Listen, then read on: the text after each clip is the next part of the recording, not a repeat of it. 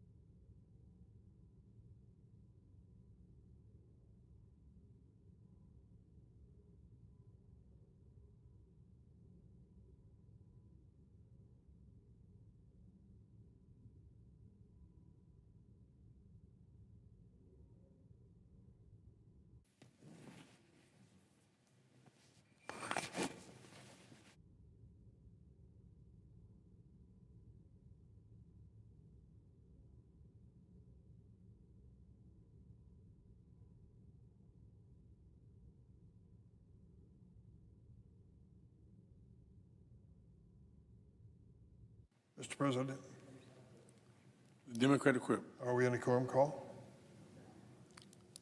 We're not. Thank you very much. Mr. President, I'm sure that you can agree, having been involved in public service for a large part of your life, that sometimes it takes a long time to make an idea a reality. That's happened many times to me in my public career and certainly in my home state. In 1969, 56 years ago, former Chicago Mayor Richard J. Daley proposed extending the red line of the Chicago Transit Authority. And yet still to this day, residents of the far south side of Chicago don't have that transit option, at least not as they should. And transportation can make or break not only employment, but attending school, even making it to a doctor's appointment. For decades, residents of the far south side view this extension as just politicians talking. That changed this past January when the Federal Transit Administration officially obligated $1.9 billion in federal funding for this crucial extension. After waiting over 50 years, it was finally going to be a reality. This project will expand transit access to 100,000 people. It will be an economic boost for the city and create tens of thousands of jobs for working families. However, guess what? Today, a news flash from the Trump administration. We received news that the OMB director, Russell Vought, and the U.S. Department of Transportation have decided to illegally freeze $2 billion in grants for Chicago, including the obligated grant for the extension, and risk decades of worth of effort. This is in addition to the $7.5 billion in Department of Energy grants Director Vought canceled yesterday, including 33 projects totaling almost $700 million in Illinois. So why would this administration decide to target thousands of working families when it comes to their electric bills and when it comes to transportation? Because President Donald Trump wants to punish states like Illinois and the people who live there because they didn't vote for him in the last election. This is petty, it's unfair, it's wrong. These vindictive actions will cost Illinoisans jobs. Many of them will lose their employment, and it's going to raise the cost of electricity across the country. Freezing funds for these projects is a blatant abuse of power by a president and an administration that would rather settle petty personal scores than actually help people. OMB should immediately release any freeze on these funds, and I'll do everything I can with Senator Duckworth to hold this administration accountable for its decisions, which continue to hurt working families. Mr. President, on a separate subject, the upcoming vote on more than 100 nominees is actually what I feared would happen when Senate Republicans violated Senate rules to fast-track nominees. This has opened the door to rushing through more extreme nominees who have one qualification for office. They are blindly loyal to President Trump. That extends to a man named Stanley Woodward, the nominee to be the #3 official at the Department of Justice. Let me make this clear. Mr. Woodward is not even close to qualified. He has never worked at the Justice Department before this administration. What he has done is show his loyalty to Donald Trump by representing Trump associates for their roles in thwarting investigations into the president. As Associate Attorney General, Mr. Woodward would oversee some of DOJ's most critical programs, including the Office of Justice Programs and the Civil Rights Division. As a senior advisor to Attorney General Bondi, Mr. Woodward has already been involved in gutting these offices. The Trump administration has terminated hundreds of millions of dollars in grants administered by the Office of Justice Programs that support state and local law enforcement. The Trump administration also has gutted Civil Rights Division, which is known for years as the crown jewel of the Justice Department. About 70% of the division's attorneys have been forced out, 70%, and many remaining staff have been diverted away from crucial efforts to protect the civil rights of all Americans so long as they sign up for the mass deportation program of the president. Mr. Woodward also overruled antitrust officials to personally negotiate a settlement with lobbyists in DOJ's challenge to Hewlett-Packard's $14 billion acquisition of Juniper Networks.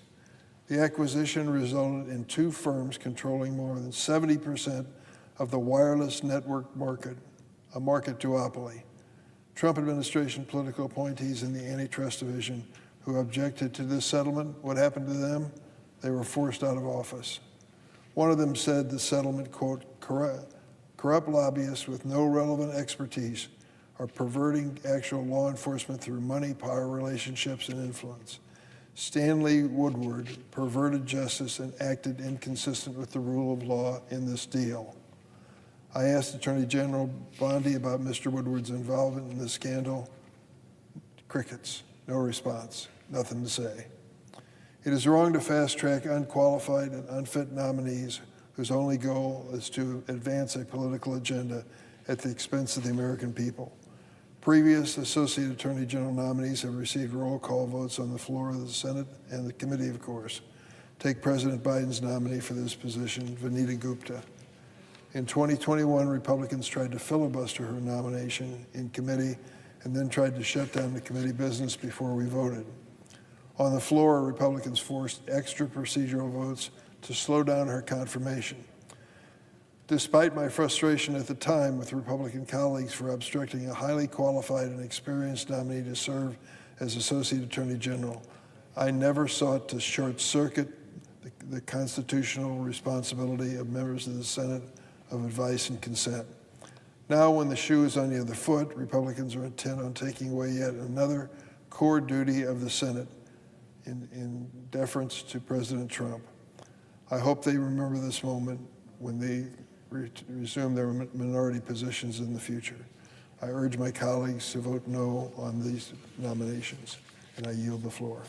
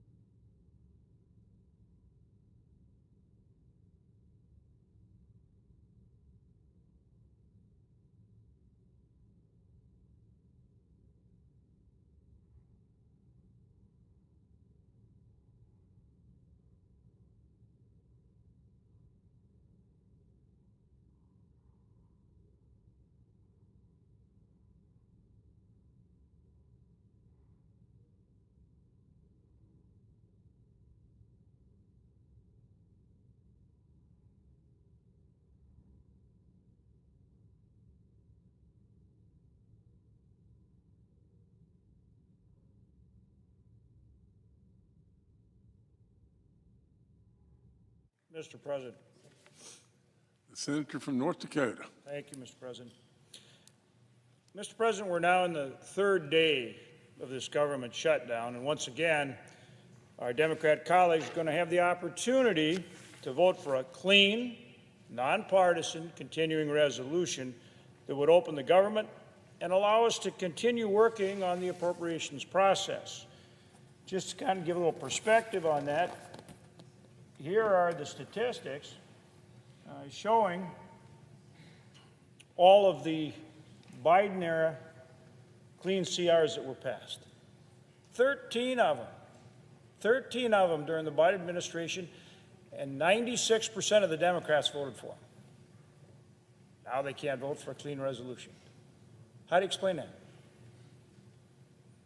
Unfortunately, Democrat leadership is demanding more than $1 trillion in new spending just to keep the government open. So instead of voting for this clean CR, they want more than $1 trillion in new spending in a CR that, I mean, the CR has no Republican priorities in it. It's just a clean CR. So how is it we're supposed to put trillions of dollars of Democrat priorities in a CR that goes till November 21? That's what Leader Schumer has said. And that's exactly why this is the Schumer shutdown. They've taken our government hostage with a list of demands that's really quite astonishing. They want funding for health care for illegal immigrants. They want more subsidies for pandemic-era health insurance, all while actually repealing a $50 billion health care fund for rural hospitals that was put in the One Big Beautiful Bill. How does that make sense? In the meantime, vital programs that support hardworking American families have either been shuttered or are very nearly out of money. Let's end this Schumer shutdown and pass a clean short-term CR, the same kind of clean CR, mind you, that, as I said, 96% of Democrats voted for to support 13 times during the Biden administration, and that's what this shows. Let's pass this clean CR and get back to work and move our appropriations bills through regular order. That's how we're supposed to do it, through regular order. Already, we've made progress in this Congress doing just that. The Appropriations Committee has passed 8 of the 12 appropriations bills on a bipartisan basis. As a matter of fact, we just approved, not too long ago, 3 of them. One of them was my ag appropriations bill by big bipartisan majorities here on the floor in the Senate. Compare that to the last Congress when Leader Schumer refused to allow us to bring any of the appropriation bills to the floor.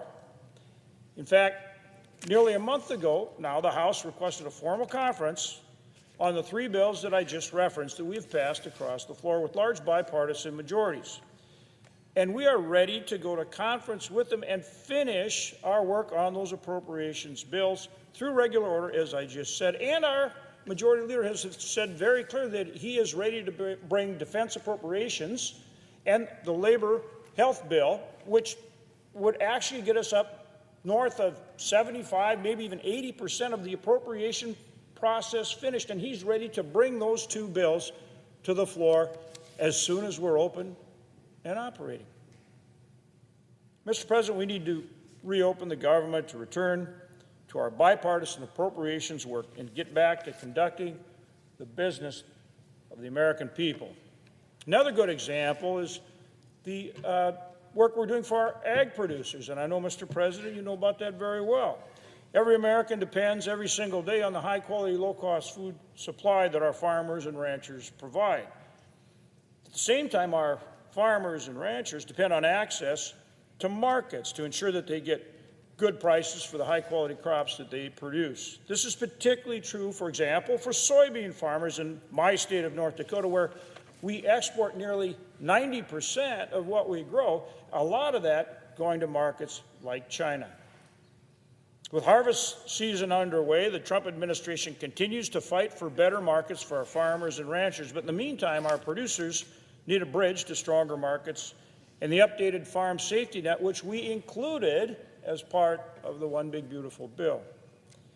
Due to China's efforts to reduce commodity prices and push up the cost of production, our farmers are having a hard time right now, as you well know. As the administration works to secure better trade deals with our nation, it's critical that we don't allow China to use our farmers as a pressure point in those negotiations. That's why I've been working, along with others, with this administration on emergency assistance to bridge that gap while we seek better trade agreements and more export sales for our farmers. Along with Senate Ag Committee Chairman, Senator Bozeman, we've done a lot of work and we're ready to go when the President and the Secretary decide it's time to move forward with a plan that will help bridge that gap and keep our producers afloat. Doing so will give the administration trade team needed leverage in these negotiations with China. U.S. producers deserve to be treated fairly in the global marketplace, not to be used as a tool by China in their negotiations on fair trade, which we demand. The administration's efforts are all about securing better trade terms that not only reduce foreign tariffs, but eliminate the non-tariff trade barriers that other countries use to lock out American farmers and ranchers. And by acting now and providing assistance to our producers, during these negotiations, we will send a very strong signal to China that their tactics will not work. That's how we secure better market access for our producers for the long term. And that is exactly what President Trump did in his first term in the negotiations with China. And we worked with him on the market facilitation program to keep our farmers in the game. And the result was that President Trump secured a $50 billion agreement from China to purchase our ag commodities. And that's what we're working to do again. So let's get this government back open so we can continue that hard work. And you know, Mr. President, that's just one example of the work that needs to get done for the American people. So, again, we're going to have a vote here in a little bit. And once again, I ask that our Democrat colleagues join with us and vote to get this government open. It is a clean, short-term resolution so that we can do the work of the American people. With that, Mr. President, I yield the floor.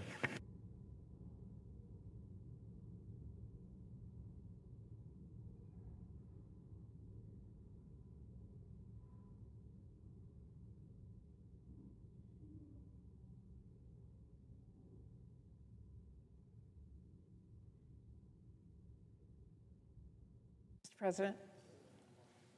The senator from Washington. Thank you, Mr. President. Mr. President, we are 3 days into a government shutdown, and we are in the middle of a healthcare crisis entirely of Republicans' making. And a new poll shows nearly 80% of Americans, that is 4 in 5, want Republicans to work with us to stop their premiums from doubling. So what is the holdup? After all, as we speak, health plans are in the middle of locking in massive rate increases, and those notices will be in the mail any day now. These are two serious issues facing our country, and yet Trump and Republican leaders are refusing to take any of them seriously. On health care, they've decided to shut down the government rather than work with us, and they've decided they would rather make up lies about illegal immigrants than talk about the actual issue at stake, the reality that Republicans are letting premiums more than double. Newsflash, Republican areas are actually going to face some of the biggest price jumps if they refuse to save health care. Small businesses are going to take a hit, not to mention farmers. 1/4 of our farmers are covered on the ACA exchanges, so this health care crisis is a big concern for them. Millions of families across the country are about to see their monthly health care costs jump by hundreds, if not thousands of dollars. And the Republicans' plan here seems to be, I hope no one notices. That is out of touch. Maybe a couple $1,000s here and there seems like no big deal when you take your marching orders from billionaires like Donald Trump. But if Republicans talk to everyday families and fewer rich billionaires, they would understand the health care crisis Republicans are ignoring is going to devastate folks back home. Millions of people are going to be priced out of their insurance. They will skip their basic health care. They will skimp on their medication. They will miss out on life-saving treatments. It is no exaggeration to say people will die. There is no avoiding that reality, though Republicans seem determined to try. And on the shutdown, Trump and Republican leadership are not taking this seriously. President Trump has made clear he doesn't see this shutdown as a problem to solve. He sees a shutdown as an opportunity to hurt people. He sees a shutdown as an opening to make good on even more of the awful promises of Project 2025. Trump sees a shutdown as an excuse to harm whoever he wants and do whatever he wants, even and maybe especially if it hurts folks back home.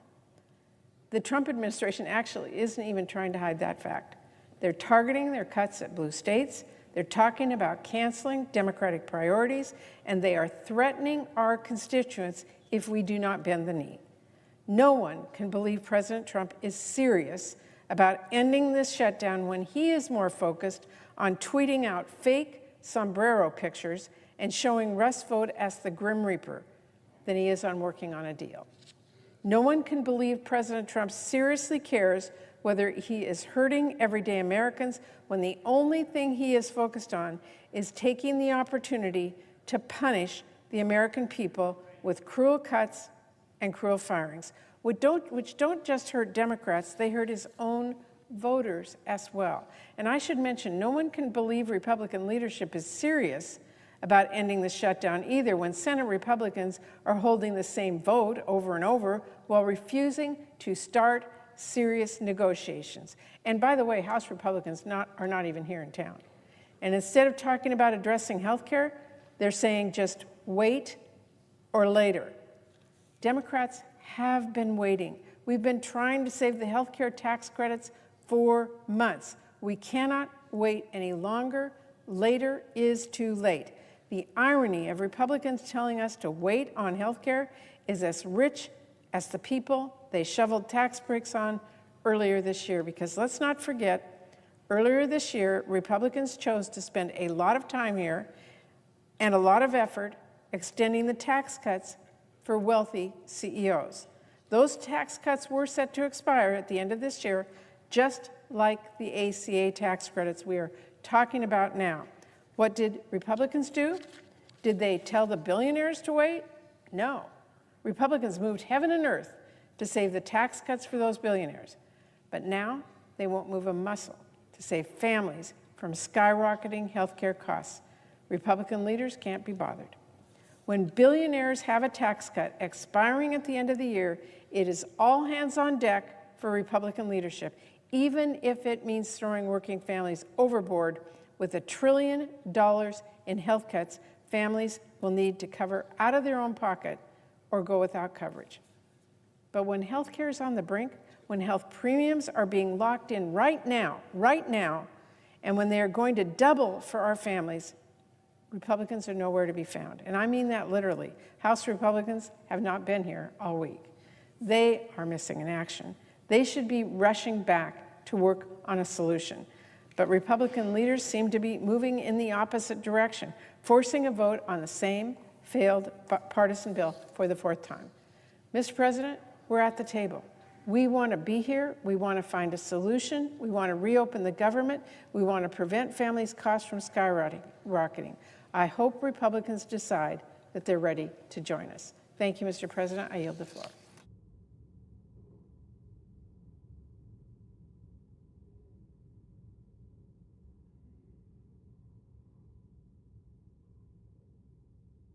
Mr. President. The senator from Michigan. Mr. President, earlier this week, I stood here and issued a very clear warning. Vital cybersecurity protections that have safeguarded our economy, our infrastructure, and our government for over a decade have now expired. For the past 10 years, these safeguards defended against increasingly aggressive and sophisticated cybersecurity attacks. Without them, there is no question our nation is at greater risk of a major cybersecurity breach than ever before. Mr. President, we didn't have to reach this point. Back in April, Senator Rounds and I introduced a clean, bipartisan 10-year extension of these critical, absolutely critical security authorities. The Trump administration fully supports this effort. They fully support a 10-year extension. Businesses and stakeholders across industries who count on this law want to see a clean 10-year extension. Over the past few months, we have heard from more than 100 of them, urging us to pass legislation that will give them the long-term certainty of these protections. And that's a key point, long-term certainty for these protections so that they can defend their systems and protect their customers. Every single day we delay reauthorizing this law, we leave our hospitals, our power grids, our financial systems, and more increasingly vulnerable to cyber attacks.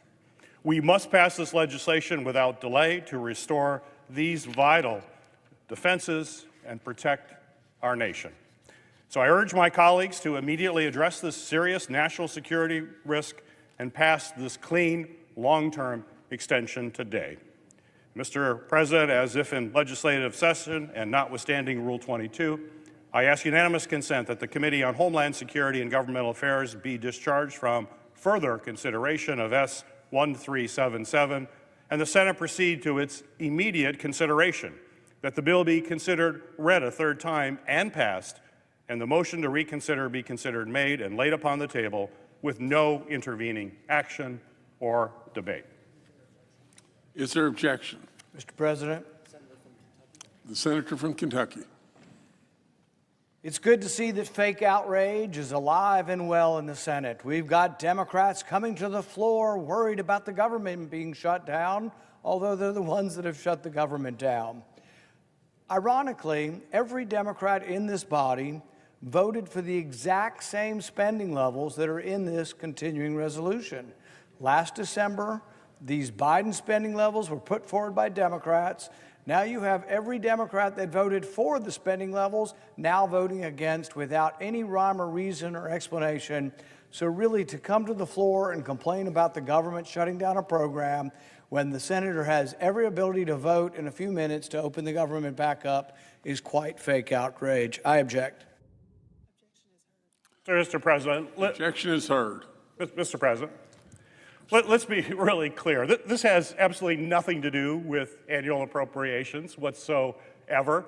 Doesn't have to do with the shutdown. This is a law that expired at the end of the fiscal year to protect our cybersecurity across the country. It's about restoring a law that's been in place for 10 years. It's not about the appropriations process. This is simply about national security. So to use that as an excuse and to put our country at risk is simply unconscionable, given the broad, bipartisan, bicameral support you have in the Senate and in the House, and including the strong support from the Trump administration. This is simply irresponsible, and I think you'll find is basically one person standing in the way of providing critical protection for cybersecurity for the entire country. That's not the way this process is supposed to work, and I hope folks would come to their senses and we can provide this essential protection before it's too late.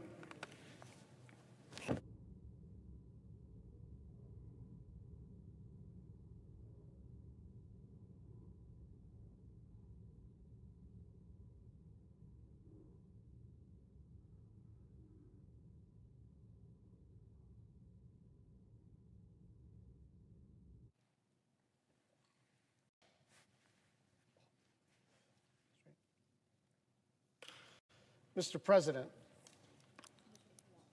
The senator from Hawaii. Mr. President, Donald Trump is sending $20 billion to not to Americans, to Argentina. Donald Trump is sending $20 billion to Argentina to bail out their economy, and he wants to spend $50 billion to clean up the mess that he made by starting a trade war that crushed American soybean producers. And let's be clear about what happened. It's not that that market is temporarily suspended. That market, in some cases, is gone. And during this period of time of $20 billion for the country of Argentina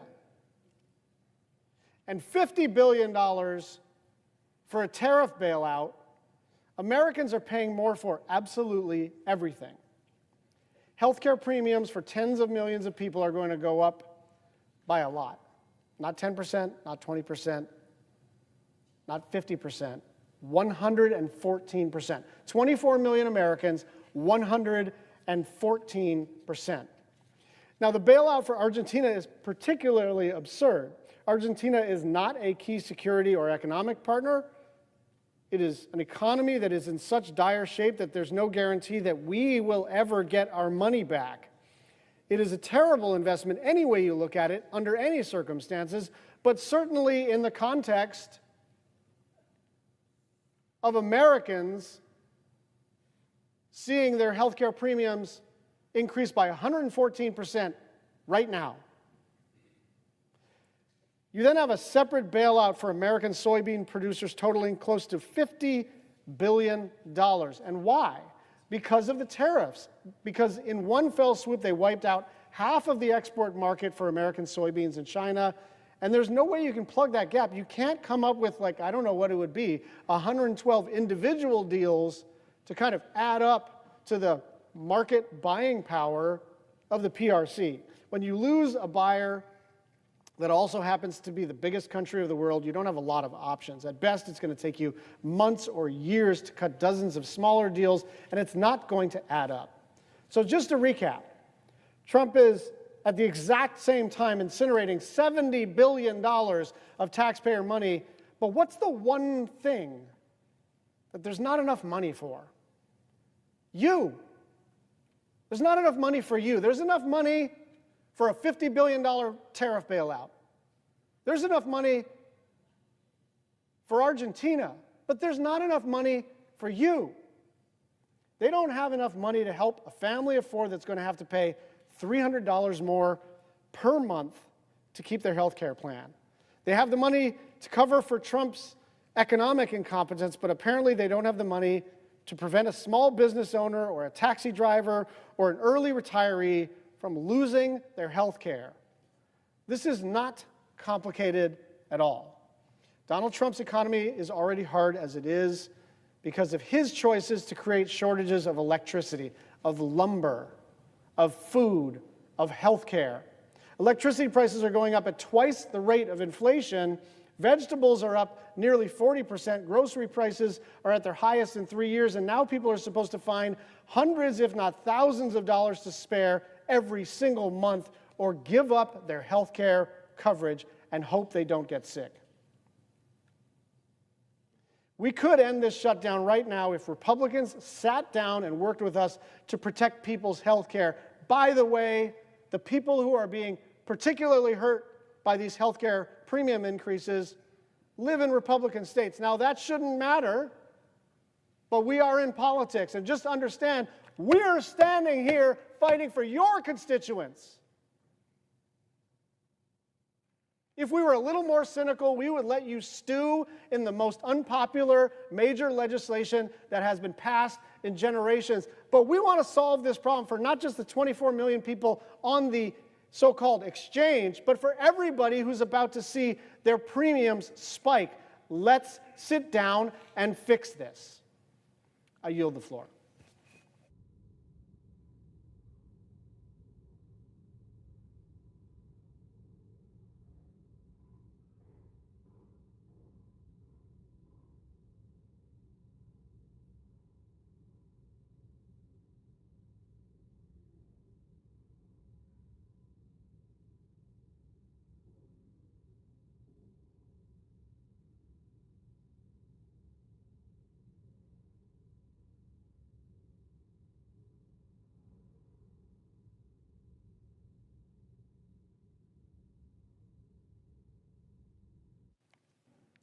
Mr. President. Senator from Kentucky.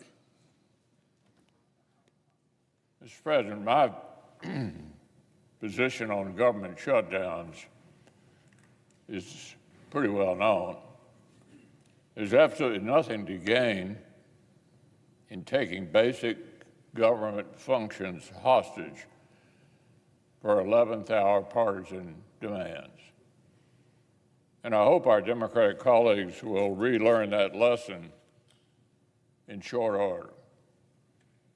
Because the American people have plenty to lose from freezing important functions of the federal government.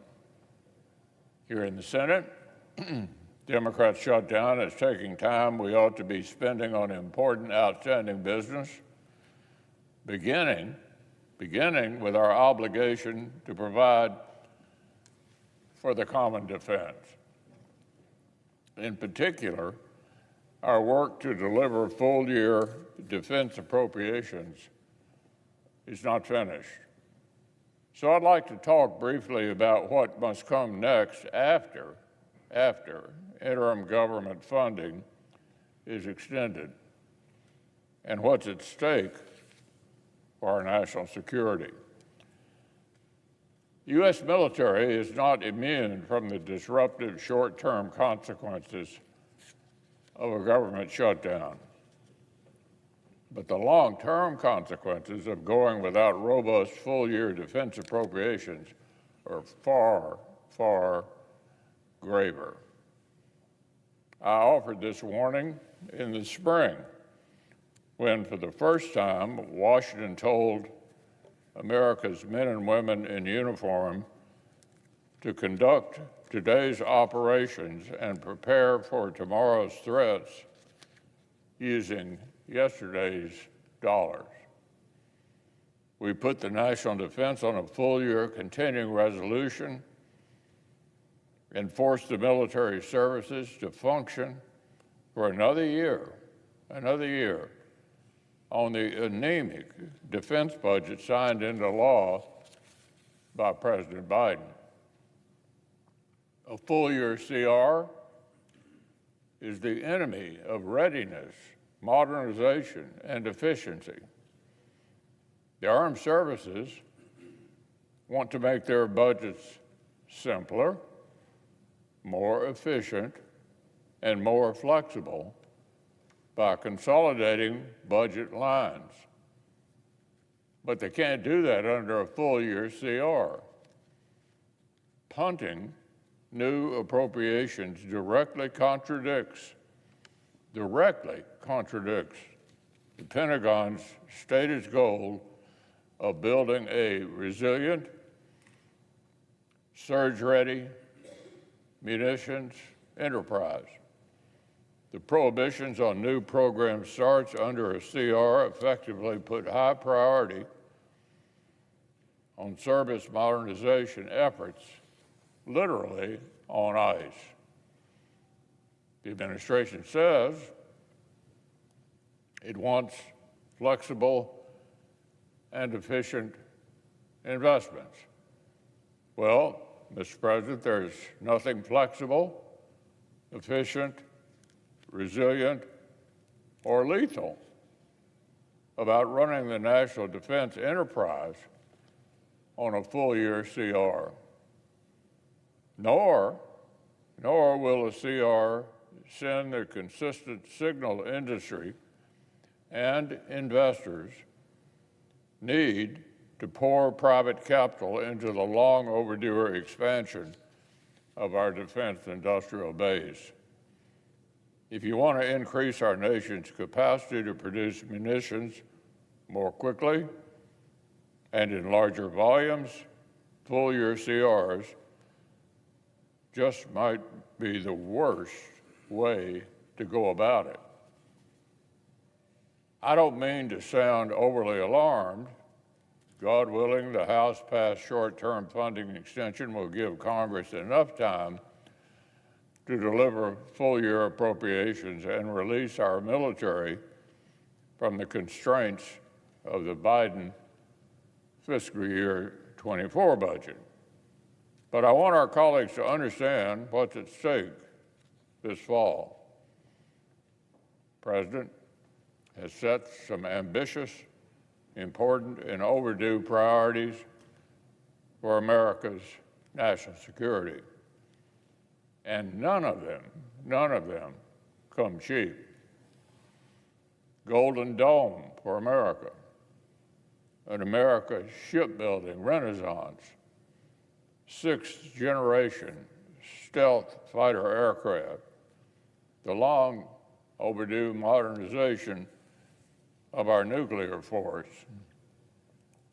Reconciliation isn't enough to support these major efforts, and neither is a perpetual freeze at the Biden fiscal 24 level.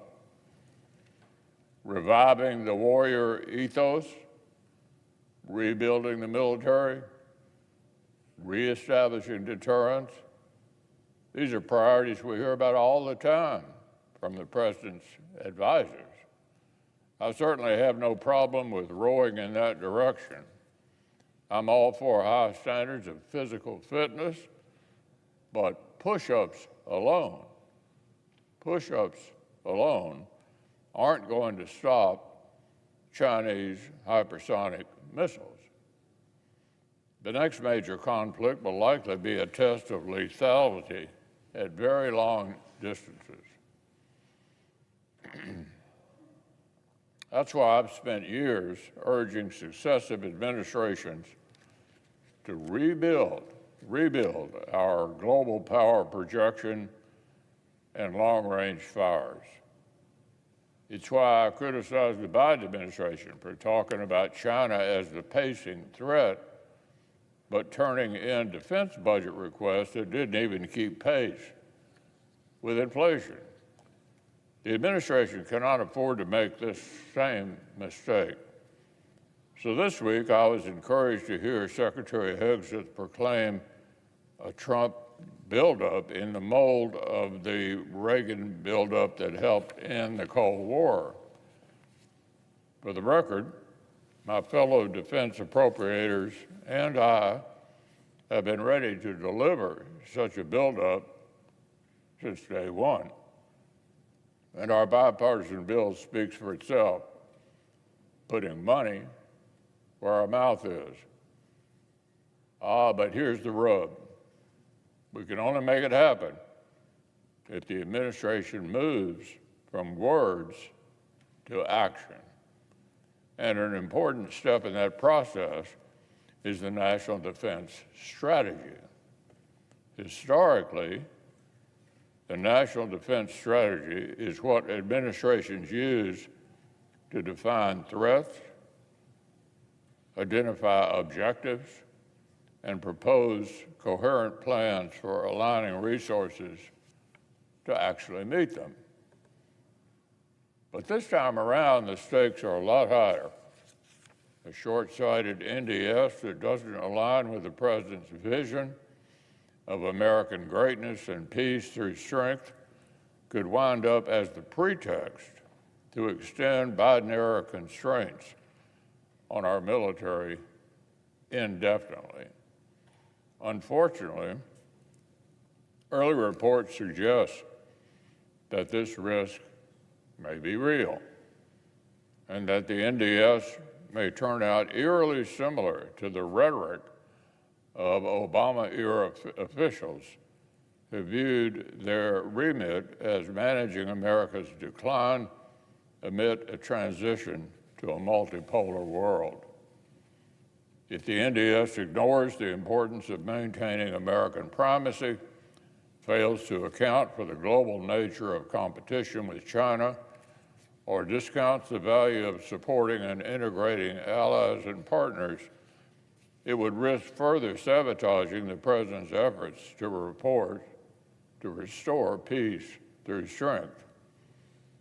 So I'll be interested to read how the department is applying the lessons and dividends of security cooperation with allies and partners to looming challenges, how it plans to address critical munitions shortages, even as its fiscal 26 request and reconciliation investment fails to maximize existing production capacity, and how it accounts for the increased likelihood of simultaneous conflict in multiple theaters. If the administration means what it says about restoring deterrence, it would recognize how plans to reduce security cooperation with frontline NATO allies invite more brazen Russian incursions into the alliance's territory and airspace. It would recognize how China is watching closely for signs of weakening American commitments to European allies, to Ukraine, or to AUKUS partners. Of course, responsible senior officials who understand the dividends of security cooperation would not have tried to end run around the president to freeze assistance to Ukraine. They certainly would have appreciated that cutting off intelligence sharing to the world's foremost experts in drone warfare might make it harder for the U.S. military to achieve drone dominance. On that count, I was encouraged earlier this week that the President himself greenlit an expansion of the intelligence cooperation that members of his administration had actually wanted to end. As our colleagues will recall, the President observed last month that Ukraine can win. The President said Ukraine can win.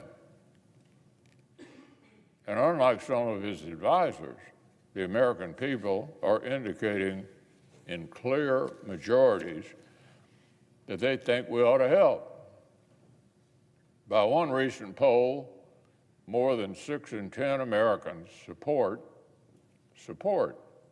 sending more arms and military supplies to help Ukraine win. That includes, listen to this, a clear majority of Republicans support helping Ukraine. And the recent voting history of the House of Representatives indicates that poll isn't a fluke. Last month, House Republicans voted overwhelmingly. House Republicans voted overwhelmingly to reject an amendment to the NDAA that would have barred further assistance to Ukraine. So listen to this. 72% of House Republicans, 72% of House Republicans, including House leadership, said continuing to arm Ukraine's defense was a good idea. So the public is behind it. Republicans in Congress are behind it. We know it's the right thing to do. Ultimately, the President knows that money talks. He understands that valuable things are expensive. What's true in property development is also true in military procurement. There's no way around it. Take Golden Dome, for example. Building anything close to a continental missile defense shield will, by reasonable estimates, cost several times more than was allocated this year in one-off reconciliation spending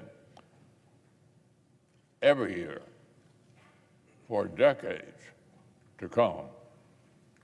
If the Pentagon isn't even planning to max out its budget request for procuring critical munitions in the short term, why on earth should our adversaries take any talk of long-term missile defense seriously?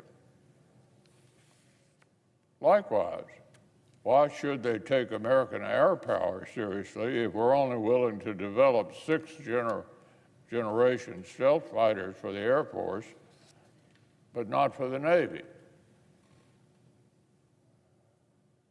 What good are multi-billion-dollar aircraft carriers if we're not prepared to equip them with aircraft that can survive modern warfare? At home and abroad, I'm concerned that too many of the President's advisors are unwilling to acknowledge the gap between his stated priorities and what they're prepared to invest to achieve them. If you ask me, the name on the front door at the Pentagon matters a great deal less than whether the services inside are equipped and prepared to deter and win wars. And we're facing real, glaring gaps in critical capabilities. The ink was barely dry on the one big, beautiful bill when senior Pentagon officials began to report to my colleagues and I on the Appropriations Committee that they still face significant funding shortfalls. Given the high pace of operations in the Middle East and in the Western Hemisphere, it's safe to assume these costs are only going to continue to rise. So, Mr. President, there's a lot going on around this building. But soon, I hope our colleagues will have an opportunity to go on record in favor of investing in peace through strength. We'll have a chance to put our money where our mouth is on reestablishing deterrence and rebuilding the force required to back it up. Our investments in the common defense are a signal of our national resolve. When the American people spoke last November, I don't think they meant for their leaders to mail in a third year of anemic Biden-era top lines. I don't think the president assembled his policy and budget advisors with a mind to punt in the face of looming threats. When he hired civilian Pentagon leaders to restore deterrence, I think he meant more than just threatening adversaries with a catchy line on camera. I think he meant building the force that threatens them with its very existence. So the administration wants a Trump buildup, then let's build one. And once Democrat shutdown is over, let's start with serious, increased, full-year investments in our national defense.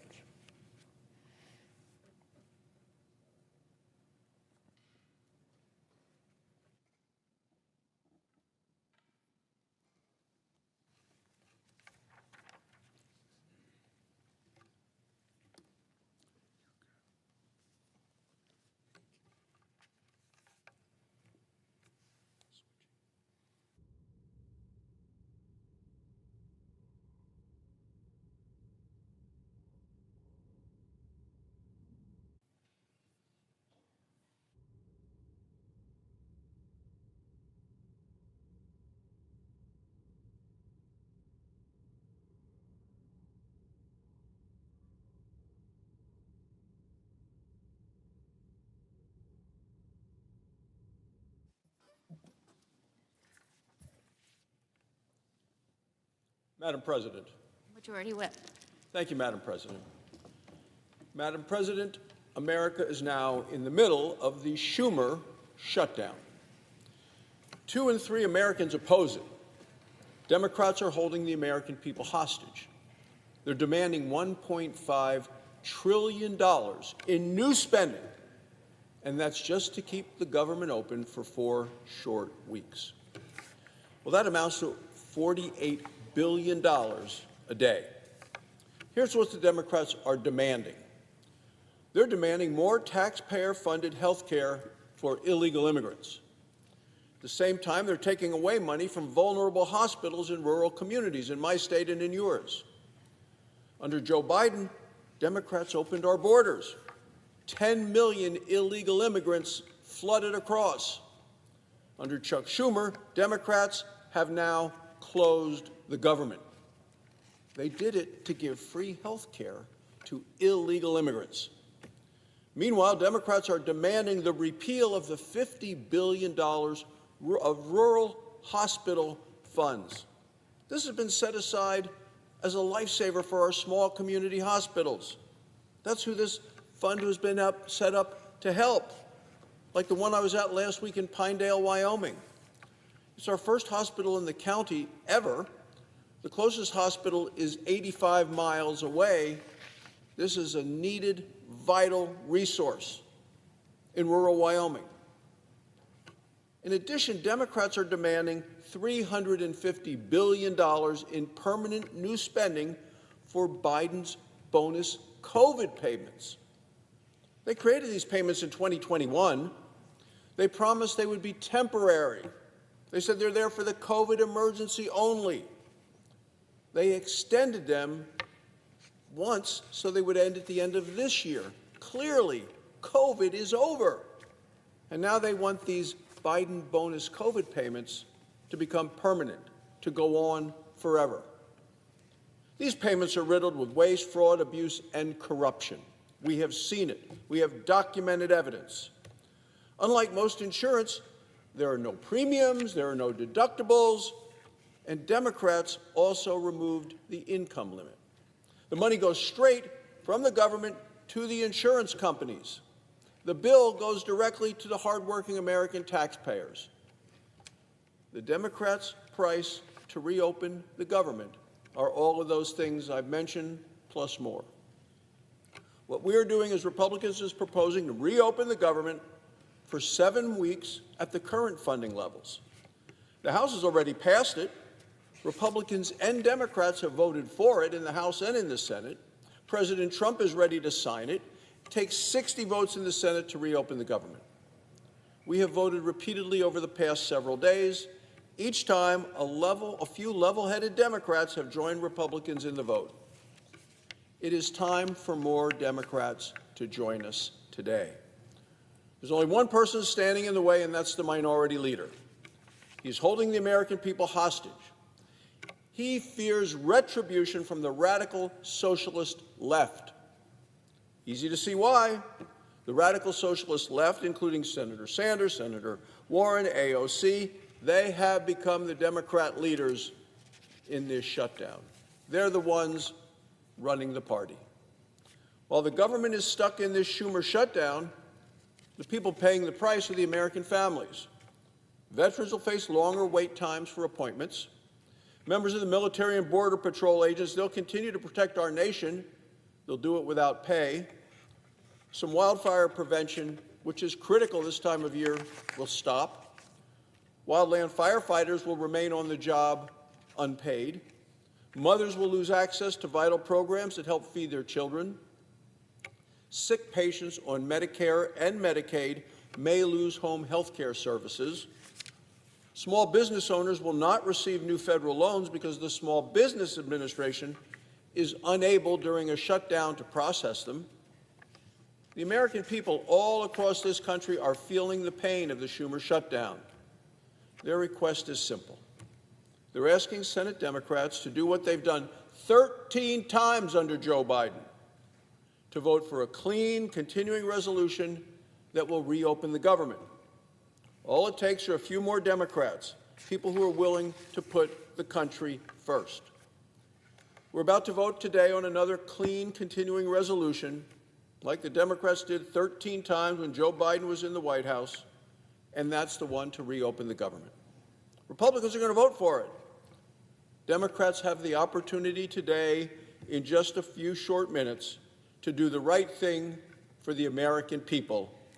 Let's see if they do. Thank you, Madam President. I yield the floor. It's the absence of a quorum. Clerk will call the roll. Ms. Also Brooks.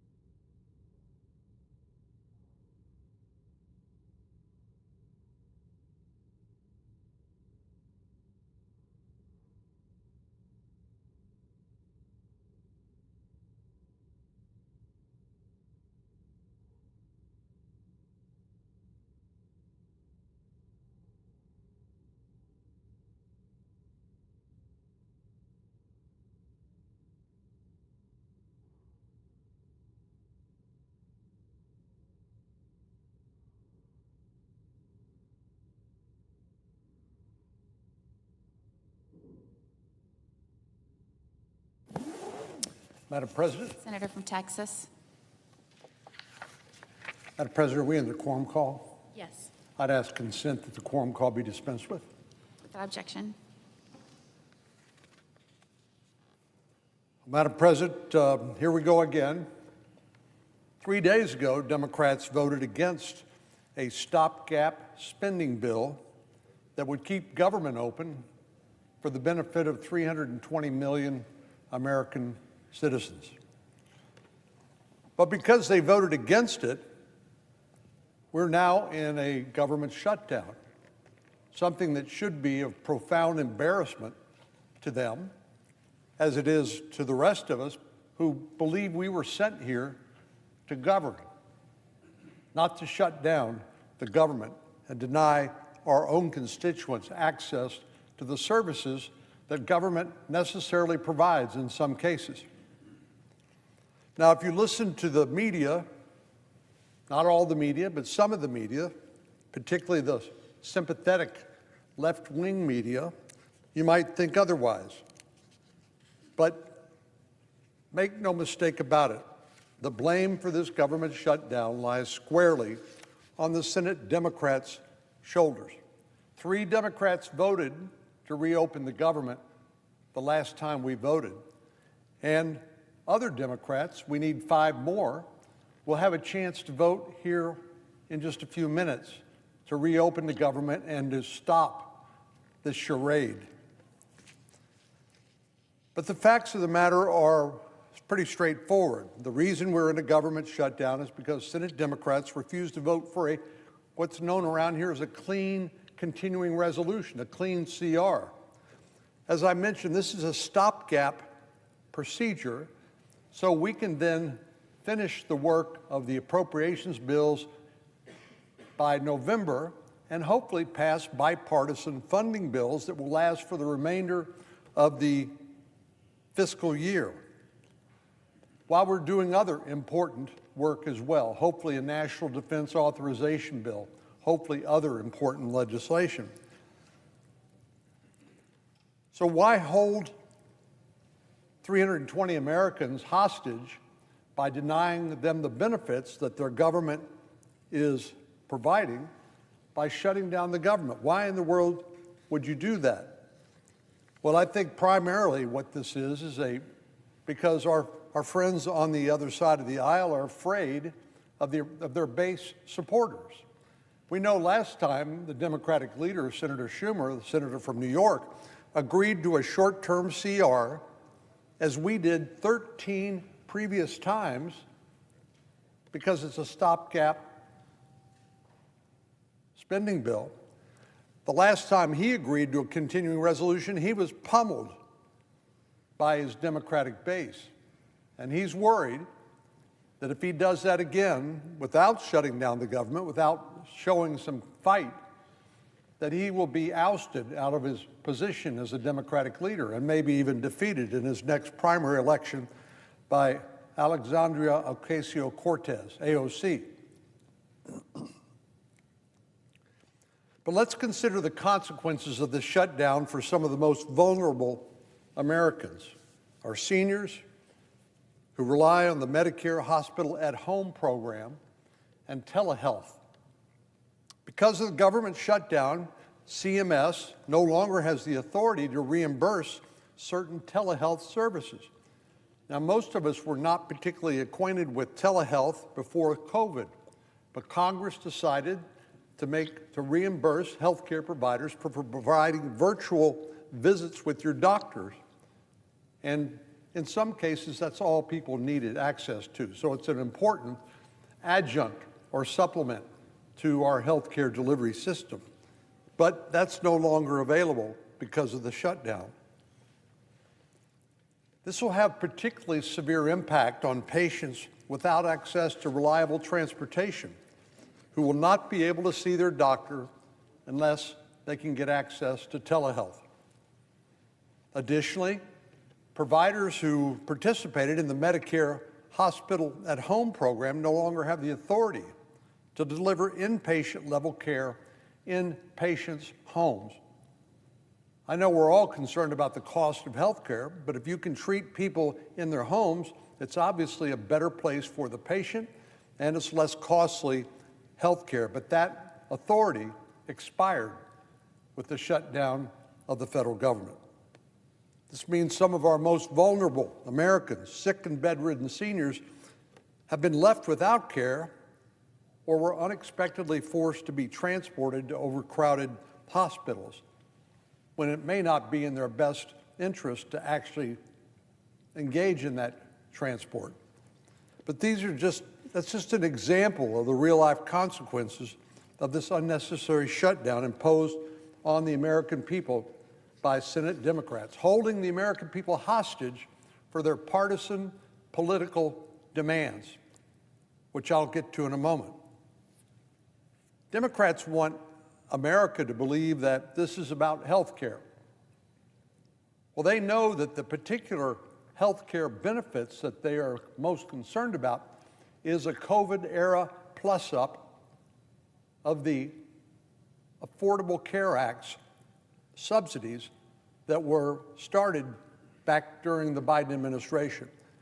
So even if these plussed-up benefits were to expire, people would not be denied access to the Affordable Care Act if they happen to have a policy using that particular program. So there's no imminent threat to these people or anyone else if we don't address it in the context of this shutdown. So it's a made-up crisis. We know that these provisions expire at the end of this calendar year, and there will be time, and we will take the time to deal with those as we should. But based on many of the stories of waste, fraud, and abuse associated with these plussed-up COVID-era Biden subsidies for the Affordable Care Act, there's an important reason why we should take our time and look at these and reform them where necessary. And that's what we intend to do.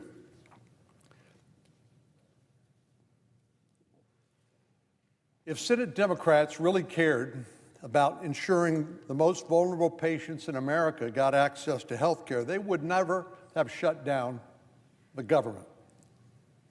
This shutdown is obviously not about health care if they're actually making health care worse by shutting down the government. It is simply a way for the Democratic leader to posture at length for his far-left progressive base. It's unconscionable, if you think about it, that Democrats are holding the American people hostage, and some of the very people they claim to be helping get access to health care. Yet they are framing it as though somehow Republicans are forcing partisan demands. But the House has already passed a continuing resolution. The only thing stopping this from making its way to President Trump's desk is a vote in the Senate. And we need 60 votes in the Senate under Senate rules. And right now, 3 Democrats have joined with virtually all Republicans to vote for this continuing resolution, which only will take us to November the 20th to give us time to do the other appropriations bills that I mentioned a moment ago. But the reason why I call the Democrats' demand a partisan wish list is because they're asking for the sun and the moon. First of all, starting with their proposal. Anybody listening is reminded of the fact that we just recently passed the One Big Beautiful Bill, since rebranded to the Working Families Tax Cut Act. But the proposal made by the Democrats in their alternative continuing resolution says they want to repeal it.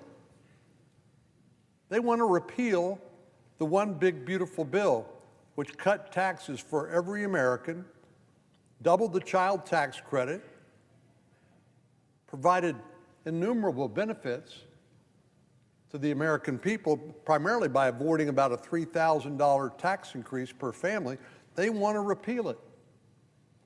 One of the provisions we made in that bill was to limit illegal aliens' access to Medicaid, because some states were gaming the Medicaid program. Not to get bogged down in the details too much, but this is a state-federal program, and under the Affordable Care Act, the federal government pays 90% of the Medicaid. Now, Democrats say, well, it's illegal to provide free health care to illegal aliens under existing law, and it is. But what Democrats were doing in places like California, they were using that 10% state share to fund health care services for illegal aliens. And the One Big Beautiful Bill, the Working Family Tax Cuts Act, put an end to that. So Democrats want to repeal that bill. They also want to repeal the $50 billion Rural Health Care Stabilization Fund. Texas is a big state. We got urban areas, we got suburbs, and we got rural areas. And we need to make sure that people living in rural areas, or certainly outside of urban and suburban areas, get access to health care. And one of the things we did in the One Big Beautiful Bill is provide a $50 billion stabilization fund to make sure they could get access to health care. But Democrats want to give that away. They want to repeal that bill in its entirety.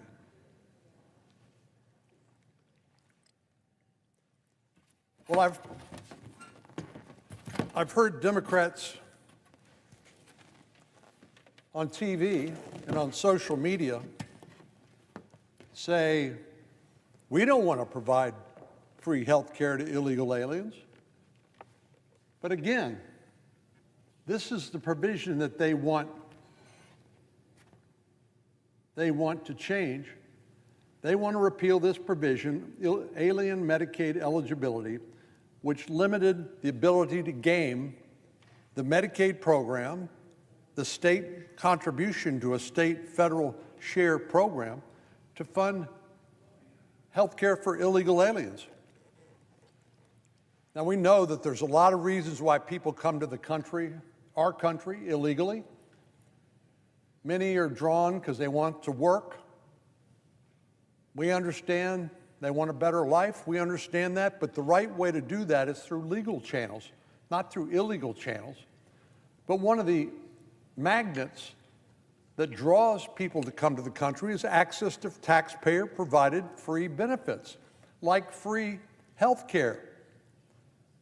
But the states like California that game the Medicaid system are the worst offenders when it comes to providing free access to health care using this Medicaid program. But this is a provision that Democrats now want to repeal. The prohibition we passed in the One Big Beautiful Bill, the Working Family Tax Cuts Act. What's more, Democrats are asking us to spend billions of dollars in new spending because they won't vote for a stopgap spending measure. So we know that the Affordable Care Act subsidies, in other words, Obamacare, is enormously expensive. I won't spend much time here talking about the false promises upon which Obamacare was sold. If you like your policy, you can keep it. If you like your doctor, you can keep your doctor. And actually, the claim that it will lower health care expenditures, none of that was true. And Democrats want to put those subsidies on steroids through the Biden-era COVID supercharged subsidy program. And they want to do it not just temporarily, they want to do it for the next 10 years, which will result in hundreds of billions, even $1 trillion plus of new spending. Now, one of the things that we did in the One Big Beautiful Bill was we passed $400 billion in deficit reduction. Why is that important? Because Our country now owes roughly $37 trillion. We're $37 trillion in debt. And if we don't do something about that, we're going to be in deep trouble in the not too distant future. Right now, we pay more money on interest on the national debt than we do on defense in a very dangerous world. That is unsustainable, and that is dangerous. But the Democrats want to forget all that and spend hundreds of billions of dollars in new spending on a short-term, 9-week stopgap spending measure. And they say, if you won't agree with us, we're going to shut down the government. The kind of spending Democrats have asked for would effectively erase all the savings we achieved through the common sense spending reforms in the One Big Beautiful Bill. It is unconscionable that Senate Democrats are hurting the American people because they want more spending for their pet programs. And yet they're framing it as though Republicans are the ones forcing partisan demands. That's false. All we're asking them to do is to keep the government open and pass a short-term continuing resolution that's already been passed by the House of Representatives. The Democratic leader said 2 days ago on the floor, he said, Republicans have tried to stick us with a partisan CR that fails to protect American health care. 3 days ago, the vice chair of the Appropriations Bill said, instead of talking with us about addressing health care, Republicans decided to pass a partisan continuing resolution. Again, that's false. They said they don't want to fund illegal aliens. They said it's a partisan continuing resolution we insist on. Both of those are false. The continuing resolution proposed by Republicans has already passed the House of Representatives. It does not include partisan demands. If Democrats do not want to pass a clean continuing resolution, what are they proposing? Well, a partisan continuing resolution, and I've talked about some of the provisions. The alternative continuing resolution that Democrats are proposing would not only repeal the One Big Beautiful Bill effectively, but they make other partisan demands on top of that. The Democratic CR would eliminate provisions of the One Big Beautiful Bill that are critical to putting our fiscal condition back on track, as I mentioned a moment ago. In the Medicaid program, we tightened eligibility. We added work requirements for able-bodied adults. We required stricter eligibility reporting and ensured that illegal immigrants do not get free health care benefits. The One Big Beautiful Bill was a critical step toward ensuring that Medicaid is there for the people who truly need it, the elderly, children, the disabled, not able-bodied adults. Democrats have claimed over and over again they're not attempting to fund health care for illegal aliens, but as I've demonstrated, that's not true.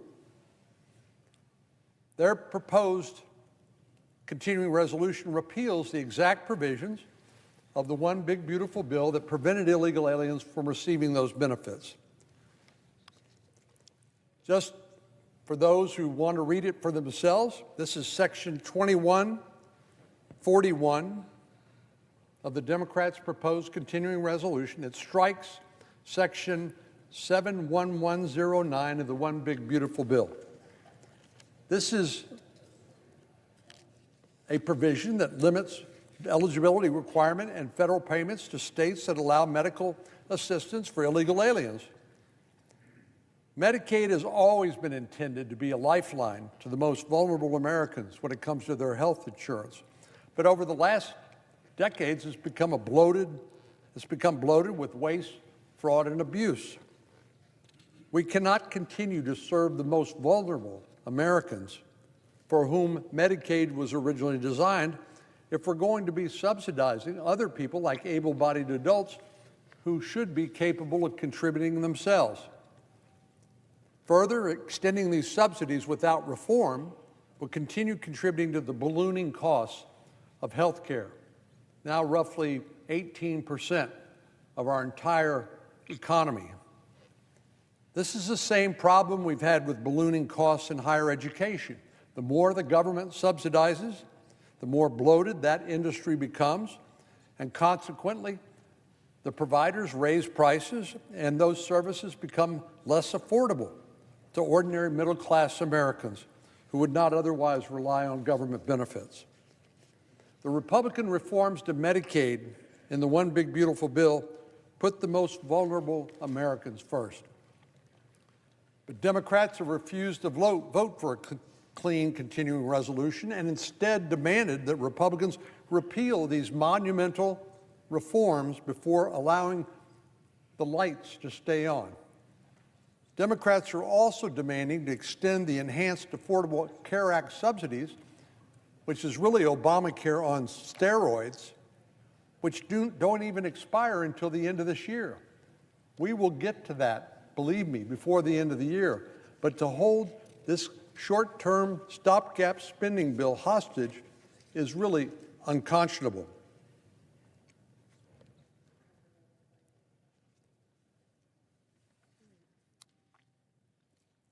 To anyone who says that Republicans are proposing a partisan continuing resolution while Democrats are doing everything they can to keep the government open, I hope I've made it clear that the reality is just the opposite.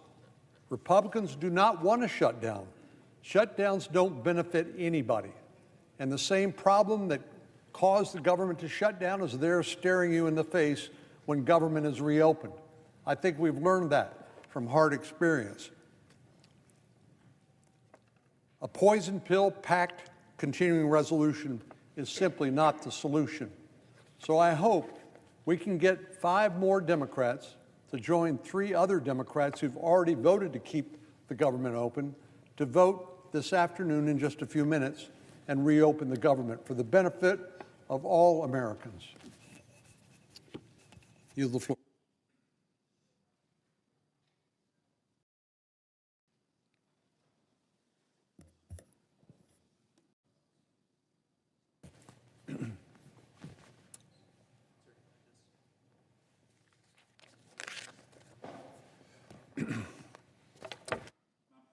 Senator from Alaska. Madam President, I ask unanimous consent to speak up to 10 minutes prior to the scheduled roll call vote. Without objection. Madam President, I'm here on the floor today to ask for unanimous consent to pass a very important resolution that I try to move forward every year. It's my Choose Respect Day resolution. I want to thank Senator Schiff for being my lead co-sponsor on the other side of the aisle. And it's to kick off also Domestic Violence Awareness Month. Now, Madam President, as a former AG, like myself, this is really important to me, my state. I come down on the floor a lot to brag about the great state of Alaska in so many different areas. But this is one area where I don't like to brag about Alaska because there's not much to brag about. We have some of the highest rates of domestic violence, of sexual assault of any place in the country. Really bad. So when I was Attorney General a number of years ago, the governor and I launched this big initiative called the Choose Respect Initiative. We changed the laws. We made perpetrators really pay if they were going to commit these heinous crimes in Alaska. We got funding for lawyers and resources. We got different services, and we had ads all over TV in Alaska about choosing respect. Real Alaska men choose respect. They don't commit these heinous acts. They don't hit their girlfriend. They don't do any of that kind of horrible stuff. And started to work in my state, Madam President, to change the culture, which wasn't a good culture up in Alaska. We're still doing that, so when I came to the Senate, I really wanted to continue this work. Really important work. It's been bipartisan to try to change the culture in our country. We have very, very high rates, too high rates of domestic violence and sexual assault in many places in America. And we should all be focused on making sure The next generation of young men don't do that. So one of the ways in which we've done that, Madam President, is my Power Act, which has been to get pro bono legal services for domestic violence survivors and victims. This is an innovative idea that we started in Alaska, brought here to the Senate. The Power Act now has had over 61,000 attorneys across America provide pro bono legal assistance to survivors. 61,000. That was from a bill here we had on the Senate floor. These are the kind of things we can do in the Senate, in the Congress, to address this very significant challenge in my state, but across the country. So this resolution, Madam President, builds on what we're doing across the board on many of the different Choose Respect initiatives that I've brought to the Congress in a bipartisan way over the years. It calls upon all of us to mark Choose Respect Day by teaching our youth about healthy relationships, supporting survivors, honoring those we've lost, and recommitting ourselves to the fundamental truth that every person deserves to live in freedom from violence and fear. The call to choose respect is simple but powerful. If we live by it, not just on October 1st, as the resolution calls for, we can break the cycle of abuse, strengthen families, and build a safer, more respectful country.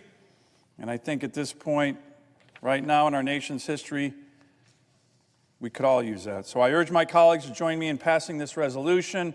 Together, let's honor survivors, remember victims, and choose respect in all we do. Madam President, as if in legislative session and notwithstanding Rule 22, I ask unanimous consent that the Senate proceed to the consideration of Senate Res 431, which is at the desk. The clerk will report. Senate Resolution 431, supporting the goals and objectives of Choose Respect Day. Without objection, the Senate will proceed to the measure. I ask unanimous consent that the resolution be agreed to, the preamble be agreed to, and that the motions to reconsider be considered made and laid upon the table with no intervening action or debate. Is there objection? Without objection.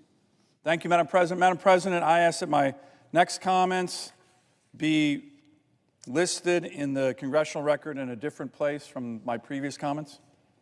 Without objection. Madam President, I'm very hopeful that my colleagues here will move forward on this bipartisan, clean, continuing resolution so we can get our government open again. I do want to just explain to the American people and maybe some of our friends in the media a little dirty secret that's going on down here on the Senate floor. A lot of my Democratic colleagues are getting frustrated. Not with us. Not with us. We've had 3 already cross over and vote with us. There's a lot more who want to do it, Madam President. They're frustrated because they know we got to reopen the government. They know this is the way to do it. A simple, bipartisan, clean, continuing resolution. We've been doing this all the time here in the Senate. We've done it over 10 times during the Biden administration on the Republican side, but there's frustration. And I'll give you my sense of why there's frustration on the Democratic side, Madam President. Usually in this place, when you run for leader, Democrat leader, Republican leader, and you're in leadership, there's kind of a unwritten rule that the leader will protect the broader membership and broader members. On votes and different things, that's kind of what leadership is about. This is the first time I've seen in my entire time here in the U.S. Senate where on the Democrat side, the broader membership seems to be protecting just the leader. We all know why. He's worried about his left flank, worried about getting primaried, so that my colleagues on the other side of the aisle are getting frustrated. Not with us. They know this is the right way to do it.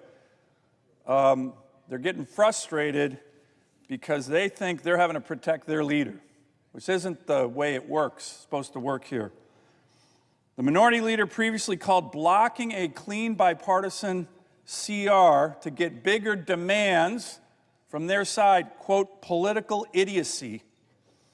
Well, Madam President, what we're viewing right now is a lot of political idiocy coming from the other side, and my colleagues on the Democratic side are really starting to get frustrated. Not with us, but with their own leader. So I'm hoping on this vote in the next hour or so, for the American people, for the institution of the U.S. Senate, we have a couple more Democrat senators who have the courage to break with the political idiocy that we're seeing right now on their side. Vote with us, reopen the government. They know it's the right thing to do. I hope that happens. I yield the floor.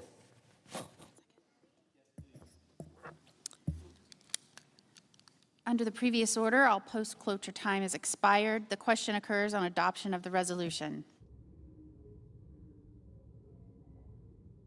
Is there a sufficient second? There appears to be. The clerk will call the roll. Ms. Alsobrooks, Ms. Baldwin, Mr. Banks, Mr. Barrasso, Mr. Bennett, Mrs. Blackburn.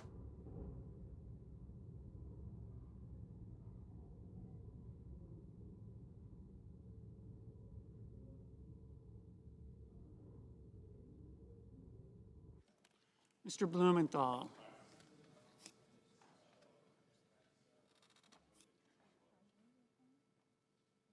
Ms. Blunt-Rochester. Mr. Booker. Mr. Bozeman. Mrs. Britt. Mr. Budd. Ms. Cantwell. Mrs. Capito. Mr. Cassidy. Ms. Collins. Mr. Coons. Mr. Cornyn. That's okay. That's okay. We'll take care of it. Ms. Cortez Masto. Mr. Cotton. Mr. Kramer. Mr. Crapo. Mr. Cruz. Mr. Curtis. Mr. Daines. Sure. Happy to.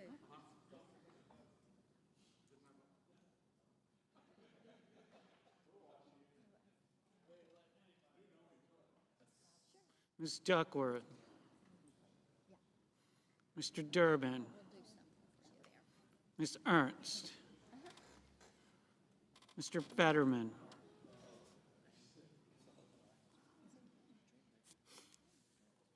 Mrs. Fisher. Mr. Gallego. Mrs. Gillibrand. Mr. Graham. Mr. Grassley.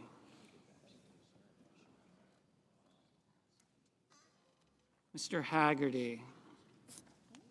Ms. Hassan. Mr. Hawley. Mr. Heinrich. Mr. Hickenlooper. Ms. Hirono. Mr. Hoven.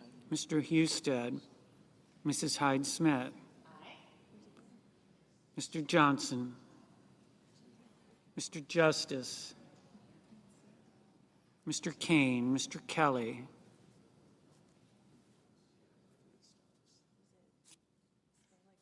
Mr. Kennedy.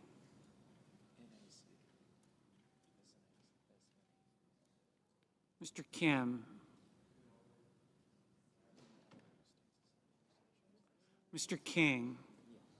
Ms. Klobuchar. Mr. Langford. Mr. Lee. Mr. Lujan. Ms. Lummis. Mr. Markey.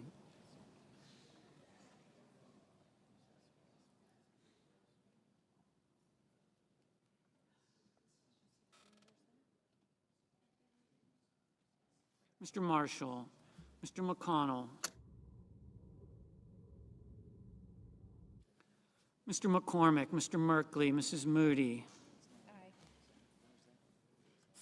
Mr. Moran. Mr. Moreno. Mr. Mullen, Ms. Murkowski, Mr. Murphy, Mrs. Murray. Mr. Ossoff, Mr. Padilla, Mr. Paul, Mr. Peters, Mr. Reed, Mr. Ricketts, Mr. Risch. Ms. Rosen, Mr. Rounds, Mr. Sanders, Mr. Schatz, Mr. Schiff, Mr. Schmidt, Mr. Schumer, Mr. Scott of Florida, Mr. Scott of South Carolina, Mrs. Shaheen, Mr. Sheehy, Ms. Slotkin, Ms. Smith, Mr. Sullivan, Mr. Thune, Mr. Tillis, Mr. Tuberville, Mr. Van Hollen, Mr. Warner, Mr. Warnock, Ms. Warren, Mr. Welch, Mr. Whitehouse, Mr. Wicker, Mr. Wyden, Mr. Young.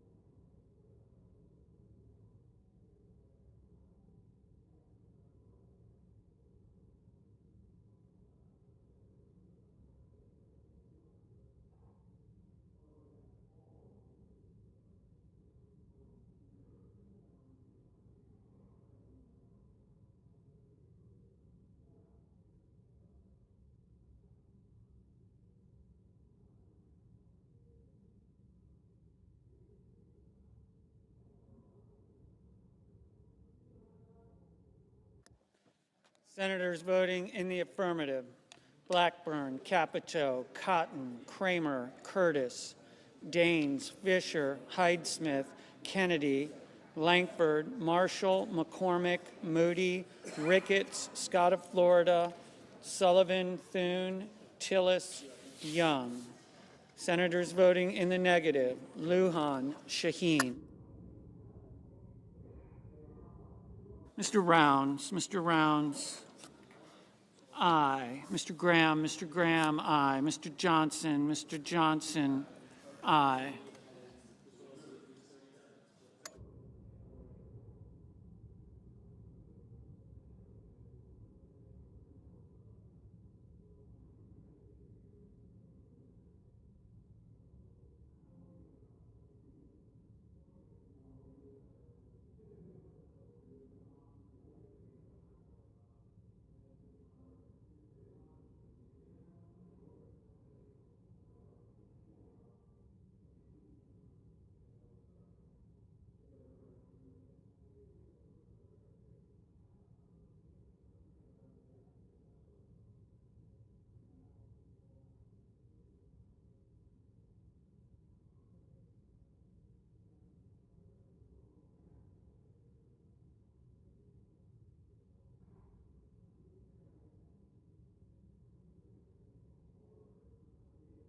Mr. Lee, aye.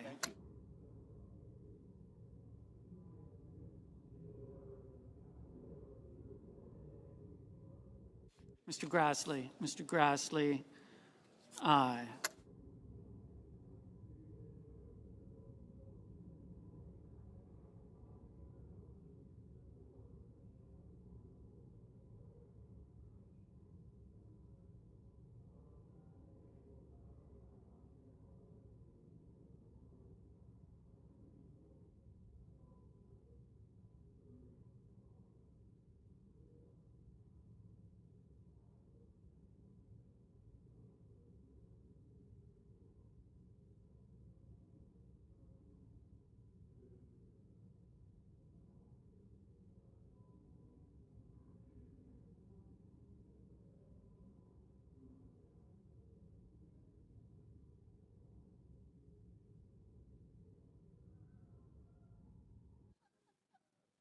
Ms. Hassan, no.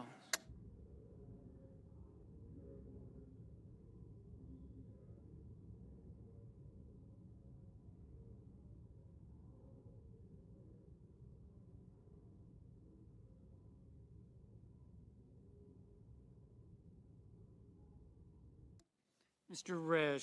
Risch, aye.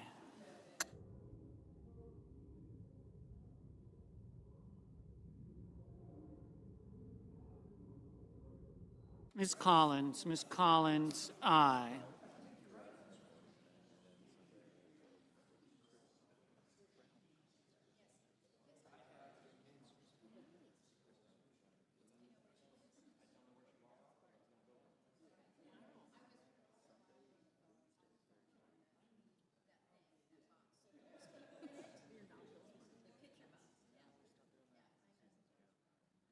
Ms. Murkowski, aye. Ms. Lummis, aye.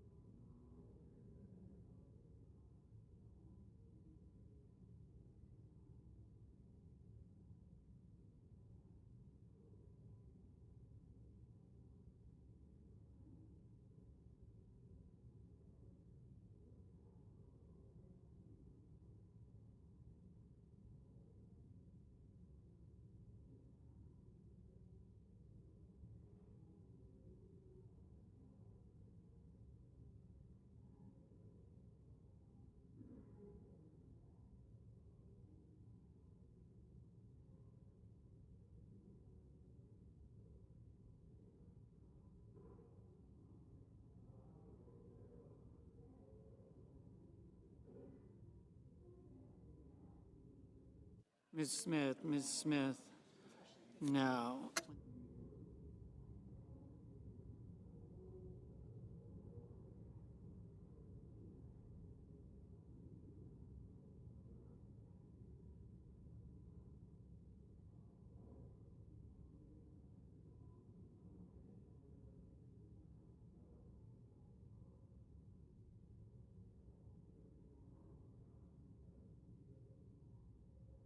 Mr. Whitehouse, no.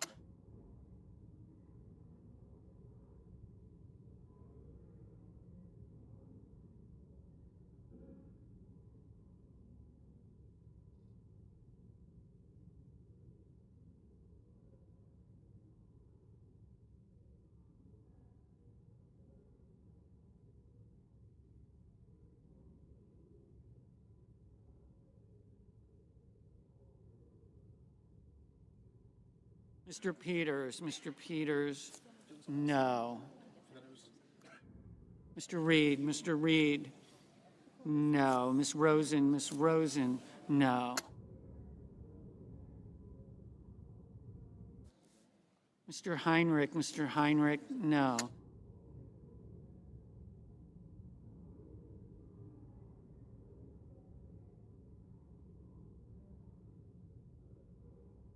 Mr. Schiff, no.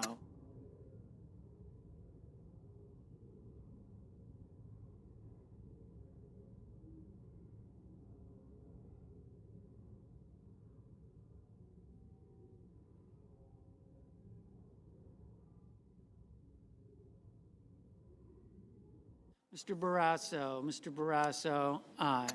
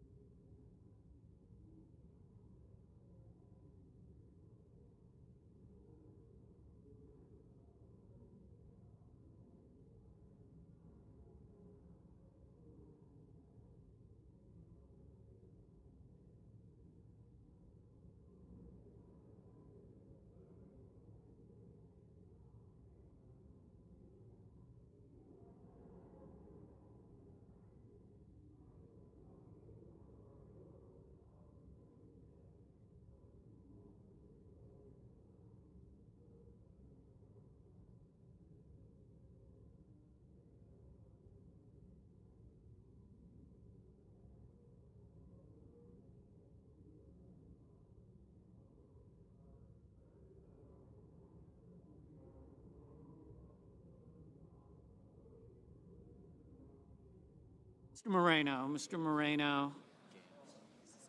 Aye.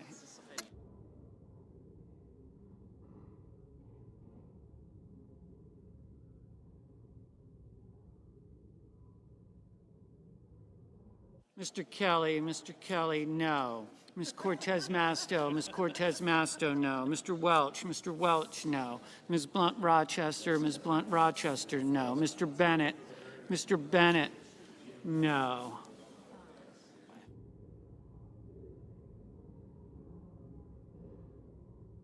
Mr. Hickenlooper. Mr. Hickenlooper, no. Mr. Sanders. Mr. Sanders, no. Ms. Also Brooks. Ms. Also Brooks, no. Mr. Kane. Mr. Kane, no. Mr. Blumenthal, no.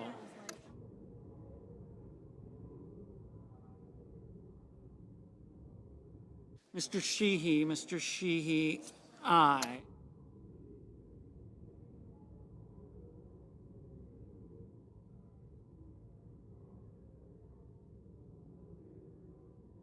Mr. Warner. Mr. Warner, no. Mr. Wyden. Mr. Wyden, no. Ms. Warren. Ms. Warren, no. Mr. Markey. Mr. Markey, no. Mr. Cassidy, aye. Mr. Paul, aye. Mr. Durbin, no. Ms. Slotkin, no. Mr. Tuberville, aye.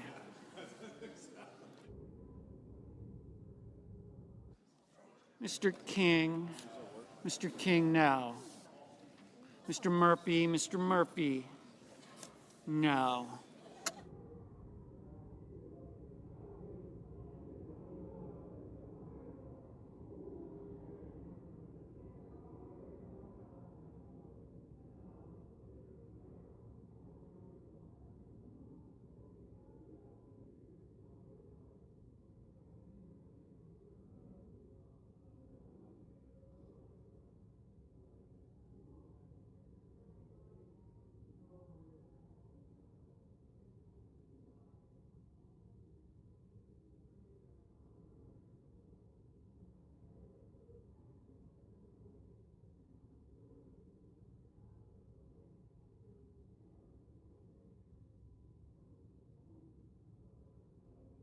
Mr. Van Hollen. Mr. Van Hollen, no. Ms. Baldwin. Ms. Baldwin, no. Ms. Duckworth. Ms. Duckworth, no. Mr. Schatz, no.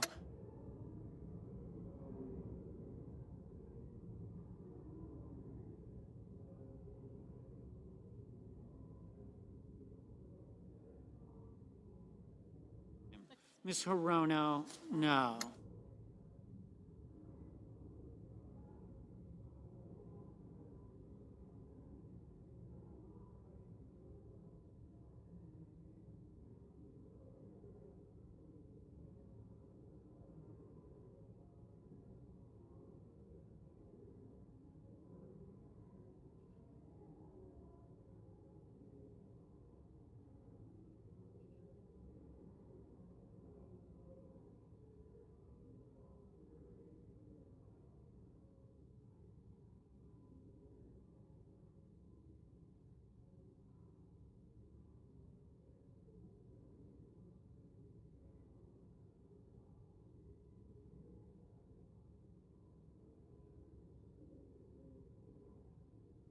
Ms. Ernst. Ms. Ernst, aye.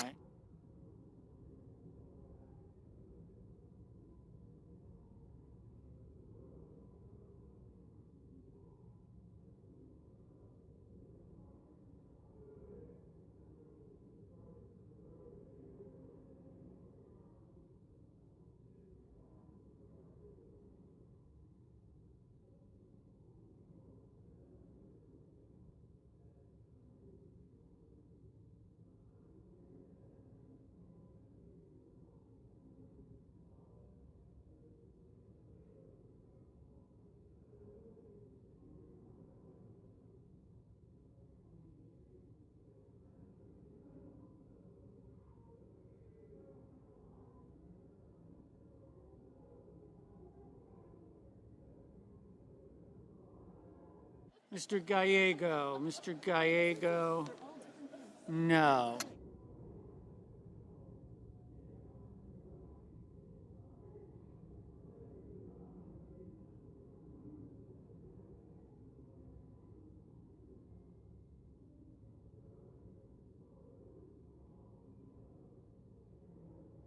Mr. Ossoff, no.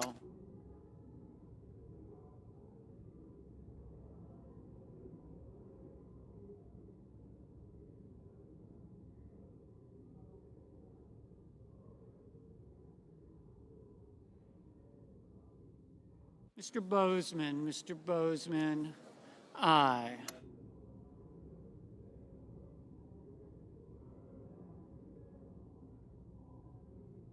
Mr. McConnell, aye.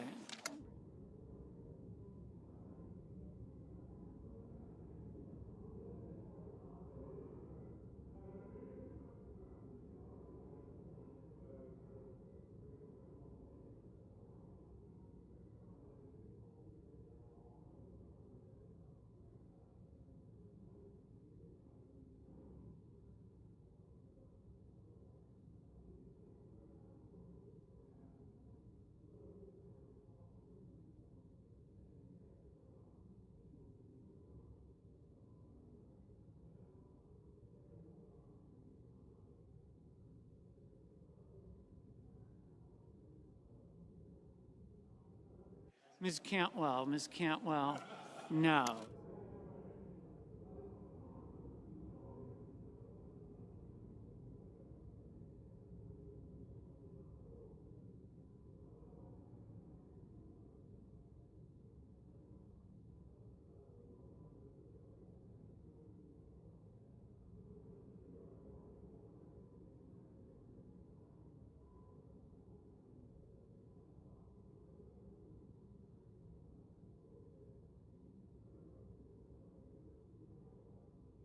Mr. Crapo, aye.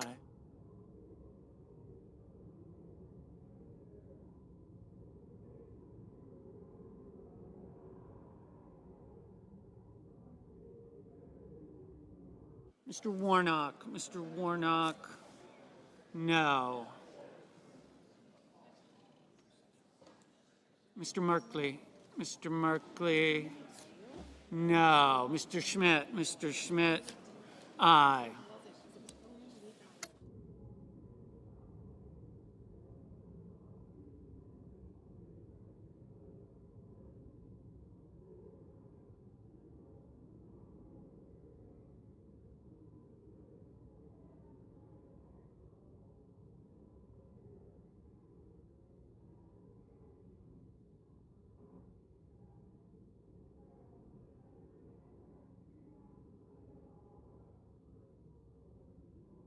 Mr. Padilla, no. Mr. Hawley, aye.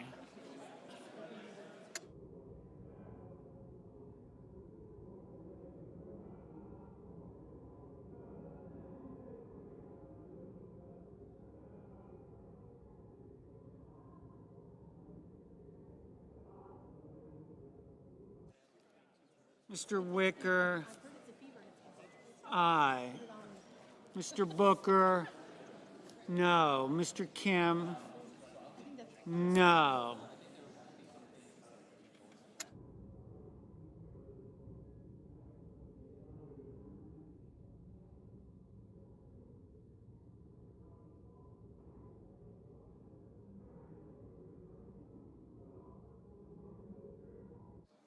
Mrs. Murray,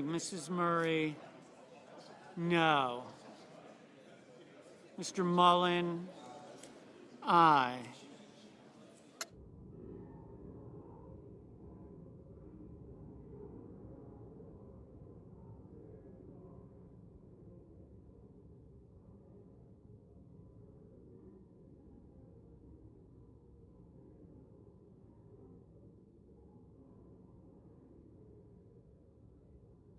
Mr. Banks,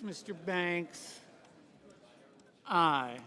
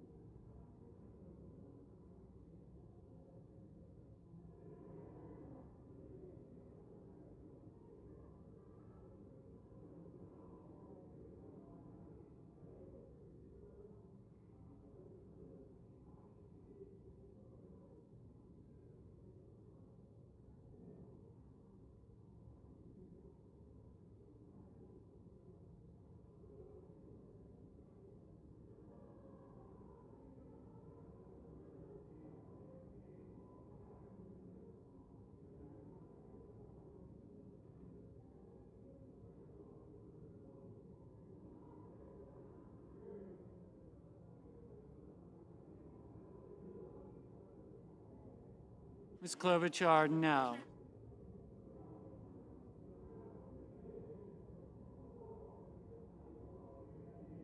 Mr. Schumer, no.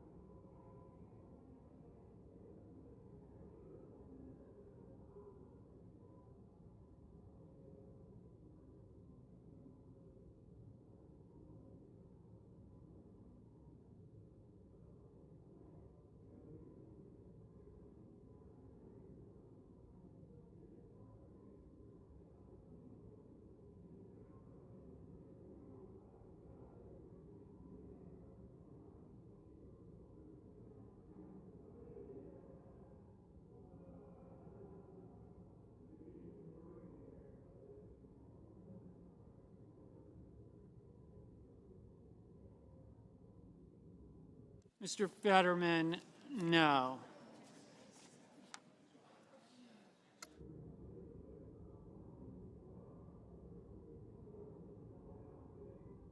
Mrs. Brett, aye.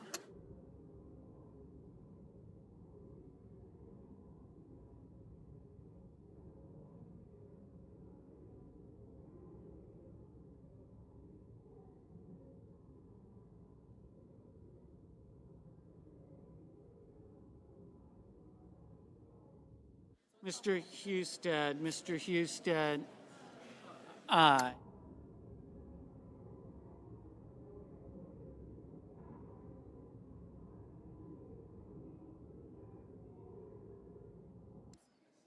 Mr. Budd, aye.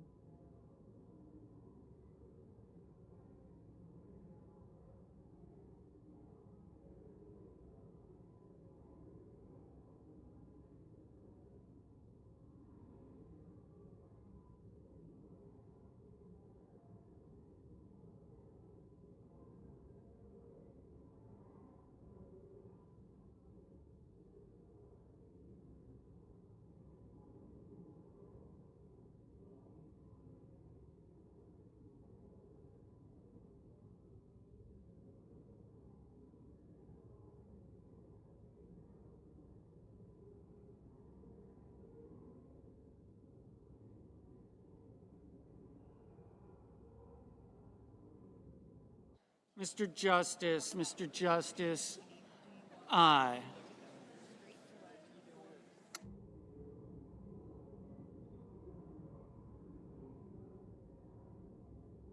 Mrs. Gillibrand, no.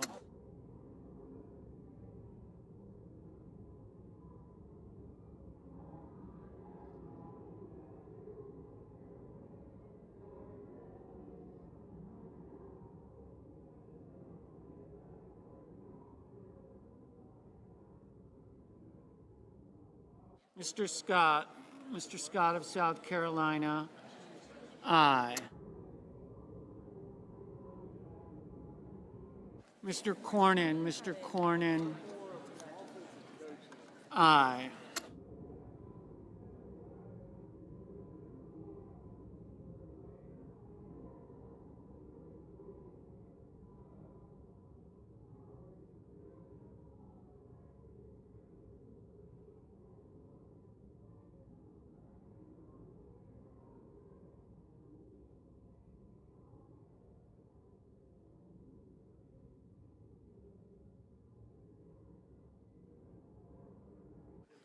Mr. Haggerty, aye.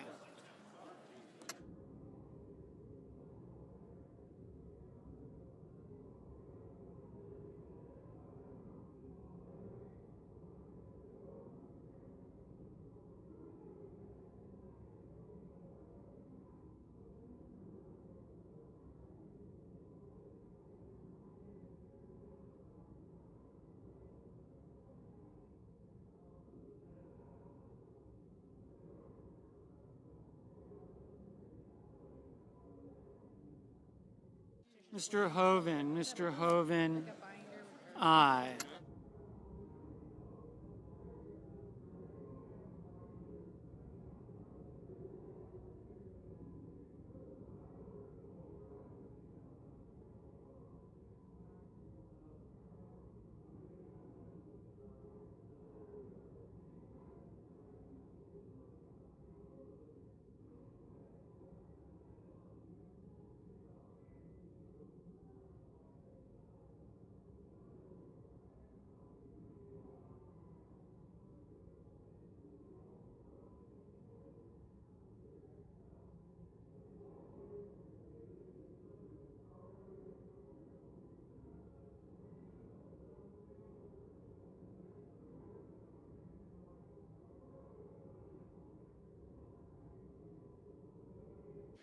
The yeas are 51, the nays are 46. The resolution is agreed to.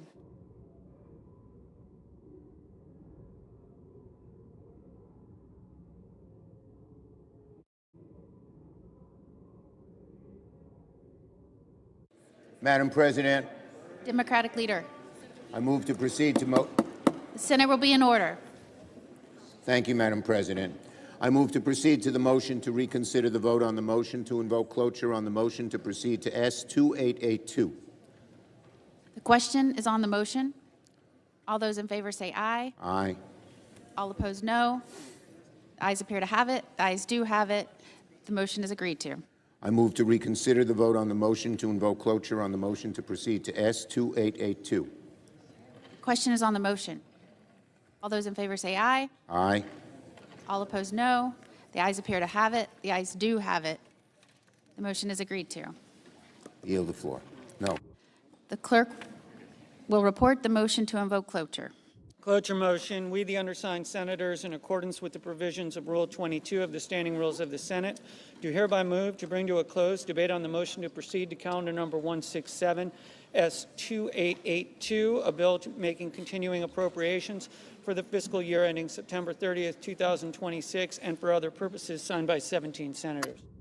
Under the previous order, the mandatory quorum call under Rule 22 has been waived. The question is it the sense of the Senate that debate on the motion to proceed to S-2882, a bill making continuing appropriations for the fiscal year ending September 30th, 2026, and for other purposes shall be brought to a close upon reconsideration? Yeas and nays are mandatory under the rule. The clerk will call the roll. Ms. Also Brooks, Ms. Baldwin.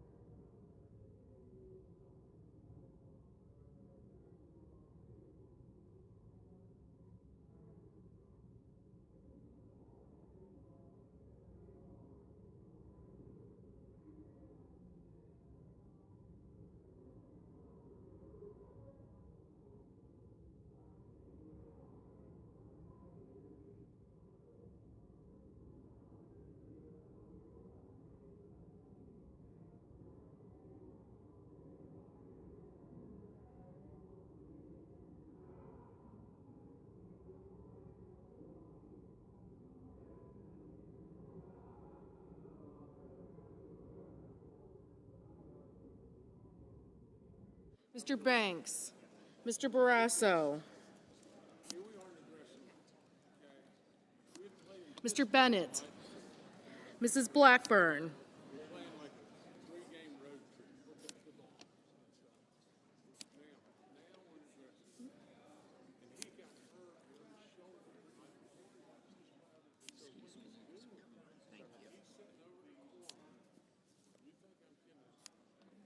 Mr. Blumenthal, Ms. Blunt-Rochester, Mr. Booker, Mr. Bozeman,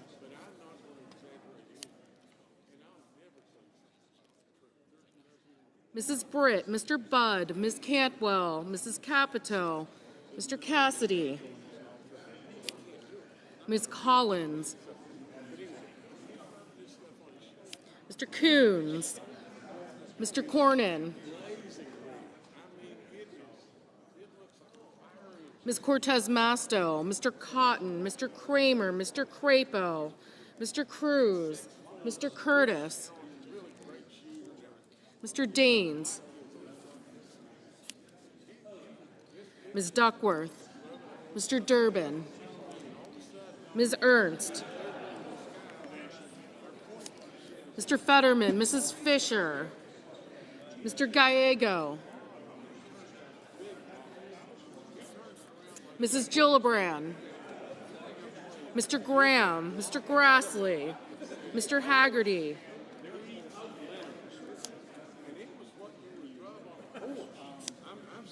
Ms. Hassan,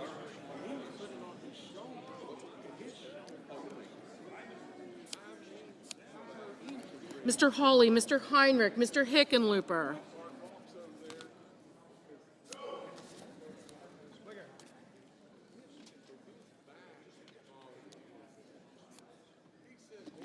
Ms. Hirono, Mr. Hoven, Mr. Husted,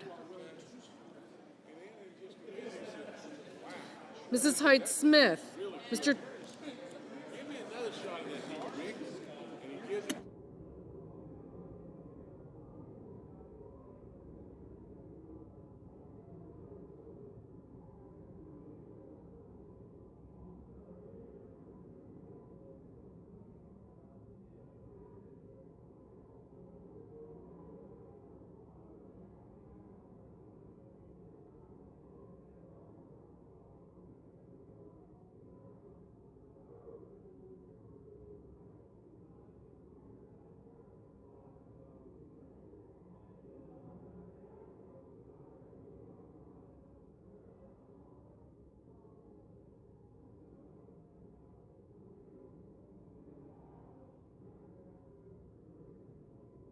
Mr. Johnson, Mr. Justice, Mr. Kane, Mr. Kelly, Mr. Kennedy, Mr. Kim, Mr. King, Ms. Klobuchar, Mr. Langford,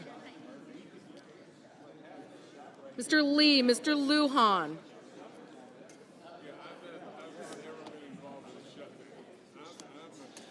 Ms. Lummis, Mr. Markey, Mr. Marshall, Mr. McConnell, Mr. McCormick,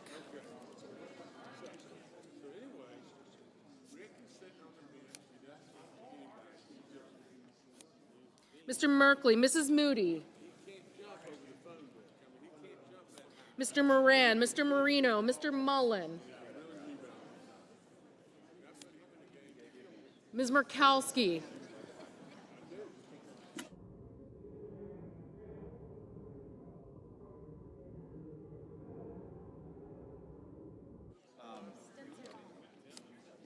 Mr. Murphy, Mrs. Murray, Mr. Ossoff, Mr. Padilla, Mr. Paul, Mr. Peters, Mr. Reed, Mr. Ricketts, Mr. Risch, Ms. Rosen, Mr. Rounds, Mr. Sanders, Mr. Schatz,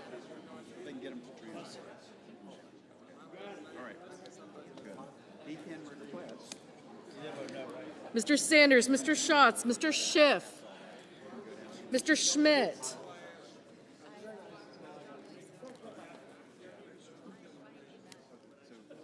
Mr. Schumer,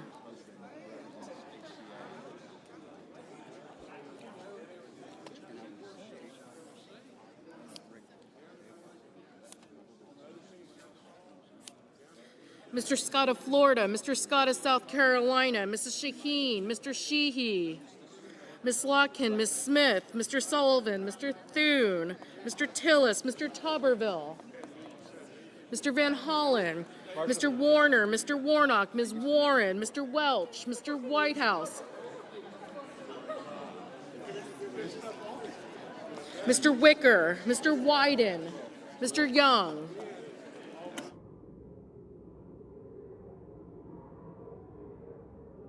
Senators voting in the affirmative: Baldwin, Bennett, Blunt Rochester, Booker, Cantwell, Cortez Masto, Duckworth, Durbin, Fetterman, Gallego, Gillibrand, Hassan, Heinrich, Hickenlooper, King, Markey, Merkley, Murphy, Murray, Ossoff, Padilla, Peters, Reed, Sanders, Schatz, Schiff, Schumer, Slotkin, Smith, Van Hollen, Warner, Warnock, Warren, Welch, and Wyden.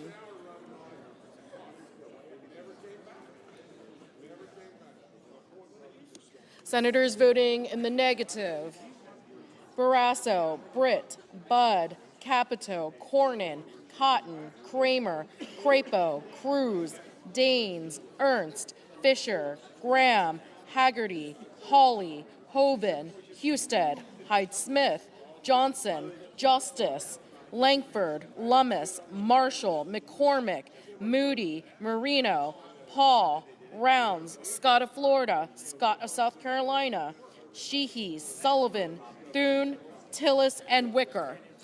Mr. Whitehouse, aye.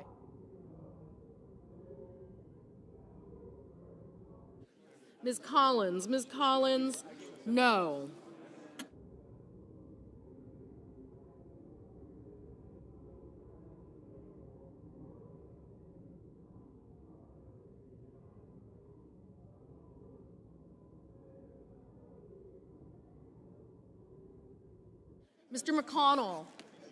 Mr. McConnell, no.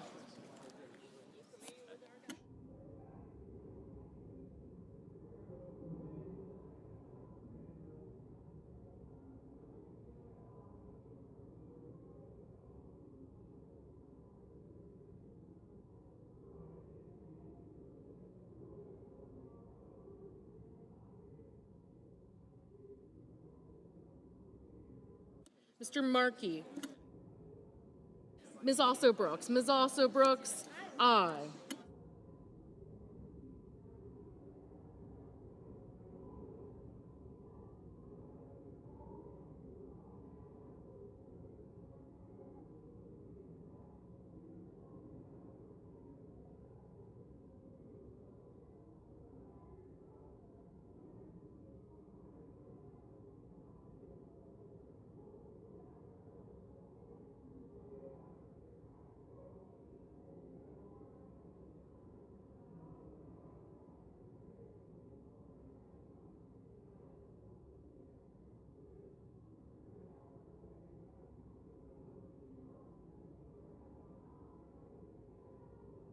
Mr. Banks, no.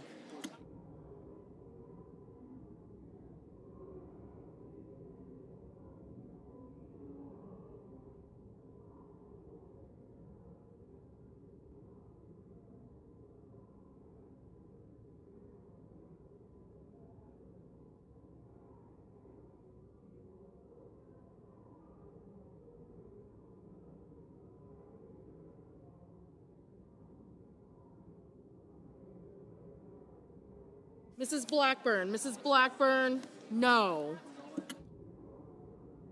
Mr. Tuberville, no.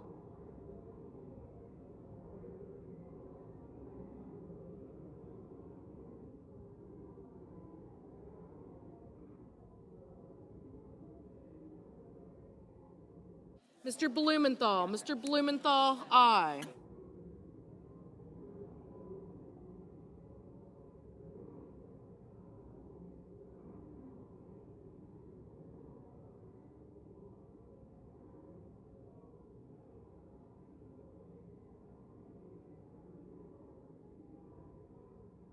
Mr. Kim, aye.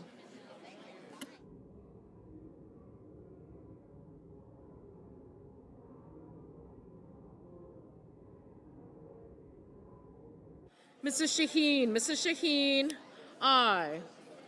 Ms. Rosen, aye. Mr. Kane, aye. Ms. Murkowski, no.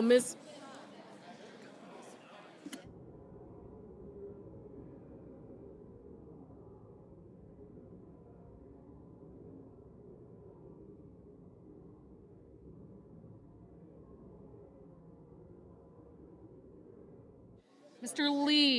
Lee, no.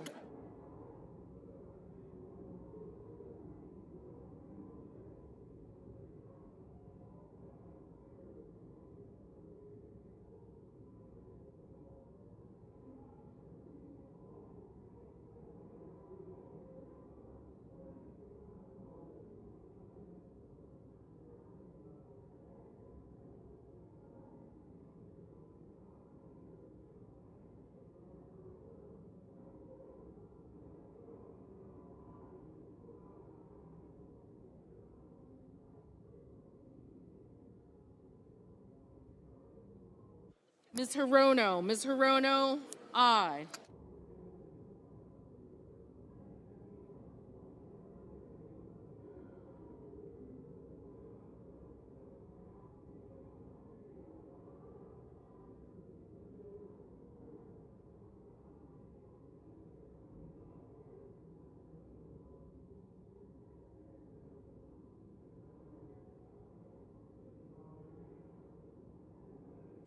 Mr. Lujan, aye. Mr. Curtis, no. Mr. Risch, no. Mr. Grassley, no.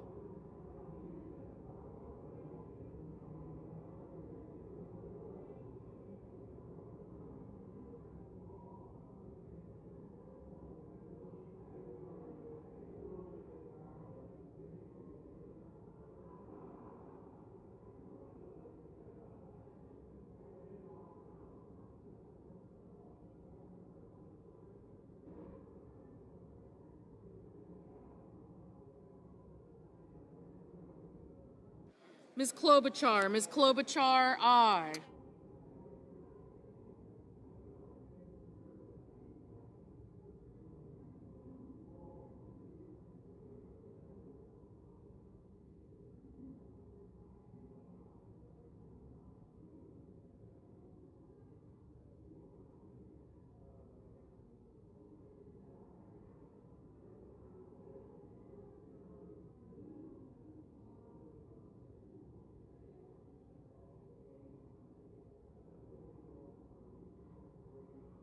Mr.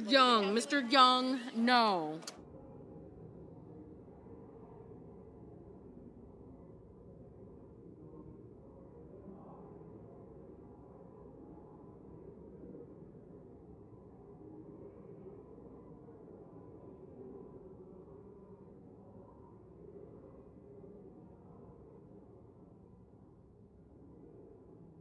Mr. Bozeman, no.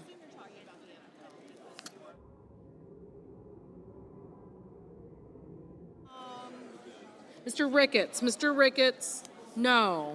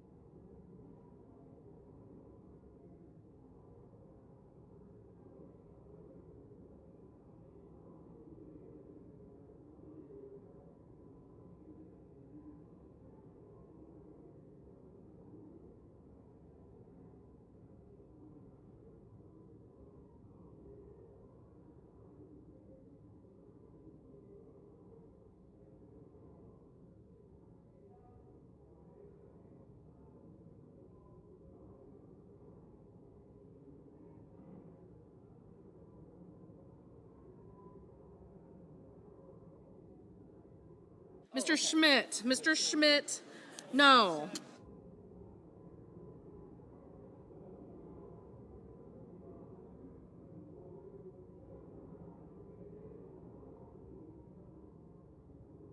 Mr. Kelly. Mr. Kelly, aye.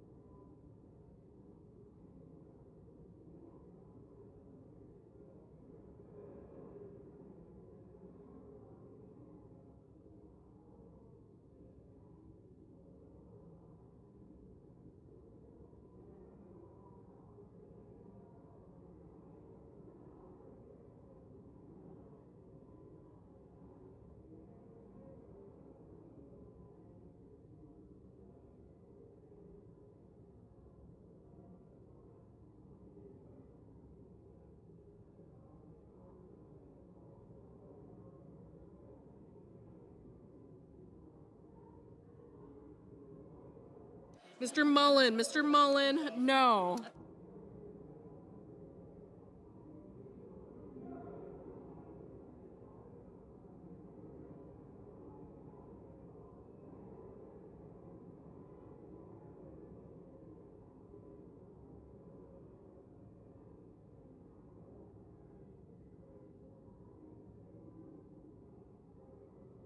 Mr. Cassidy, no.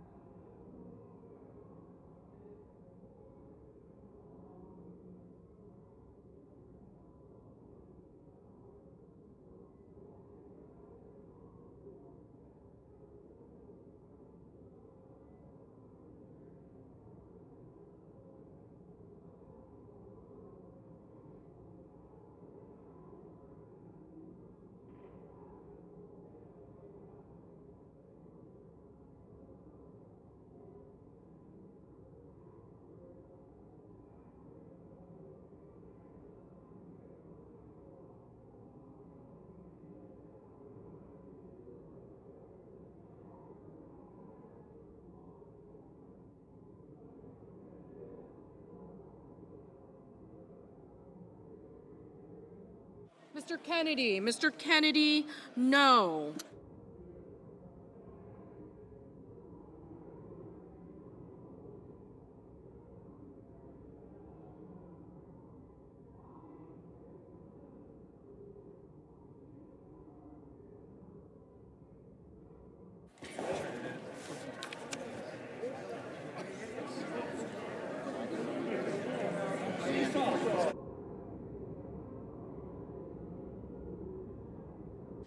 On this vote, the yeas are 46, the nays are 52. 3/5 of the senators duly chosen and sworn not having voted in the affirmative. The motion upon reconsideration is not agreed to. Madam President, Majority Leader. I move to proceed to the motion to reconsider the cloture vote on the motion to proceed to H.R. 5371. Question is on the motion. All in favor say aye. Those opposed, no. The ayes appear to have it. The ayes do have it. The motion is agreed to. Madam President, I move to reconsider the cloture vote on the motion to proceed to H.R. 5371. Question is on the motion. All in favor say aye. All opposed, no. The ayes appear to have it. The ayes do have it. The motion is agreed to. Under the previous order, the clerk will report the motion. I'm sorry. To invoke. Cloture motion. We, the undersigned senators, in accordance with the provisions of Rule 22 of the Standing Rules of the Senate, do hereby move to bring to a closed debate on the motion to proceed to Calendar 168, H.R. 5371, an act making continuing appropriations and so forth and for other purposes, signed by 17 senators. Under the previous order, the mandatory quorum call under Rule 22 has been waived.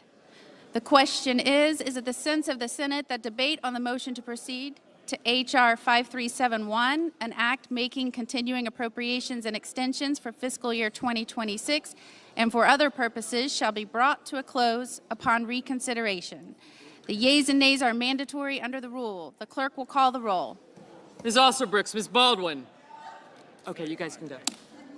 No, no. I'm a no. You're a no, thank you. Bennett. I did get you, thank you. Thank you, I got you. Ms. Cantwell. Oh, no, I'm yes. Okay, Scott.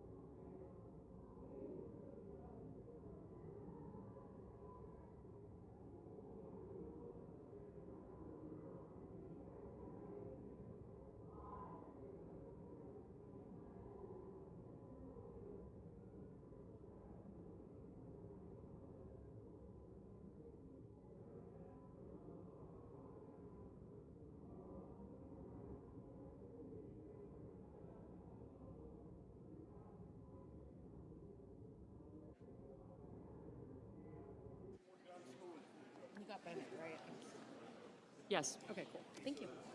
Mr. Banks, Mr. Barrasso. Blumenthal.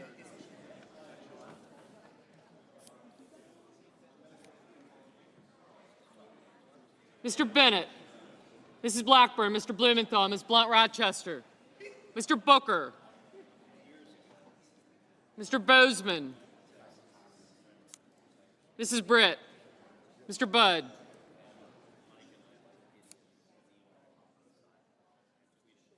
Ms. Cantwell, Mrs. Capito, Mr. Cassidy, Ms. Collins, Mr. Coons, Mr. Cornyn, Ms. Cortez Masto,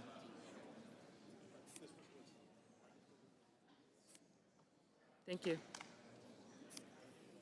Mr. Cotton,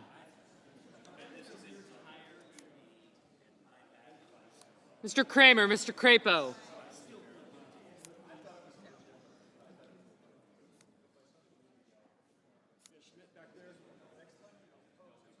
Got it. yep, Marshall.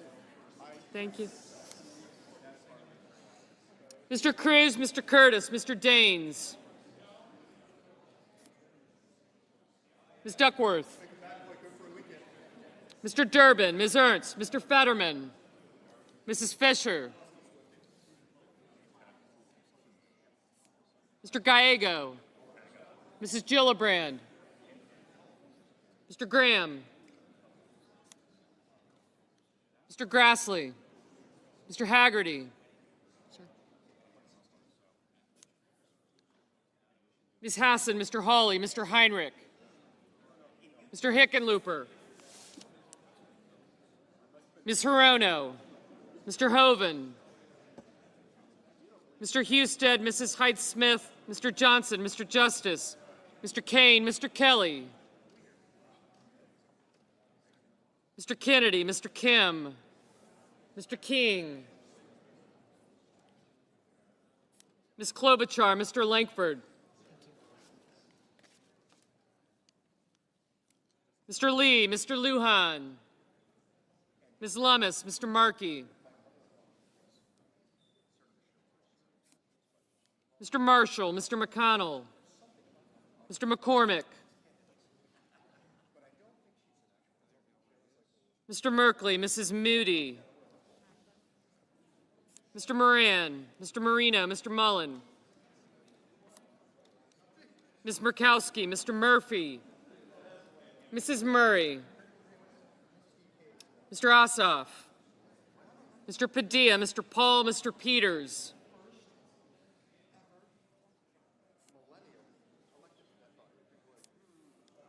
Mr. Reed,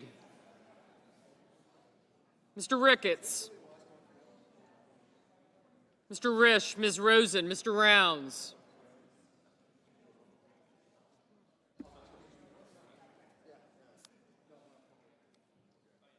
Mr. Sanders, thank you, Mr. Schatz,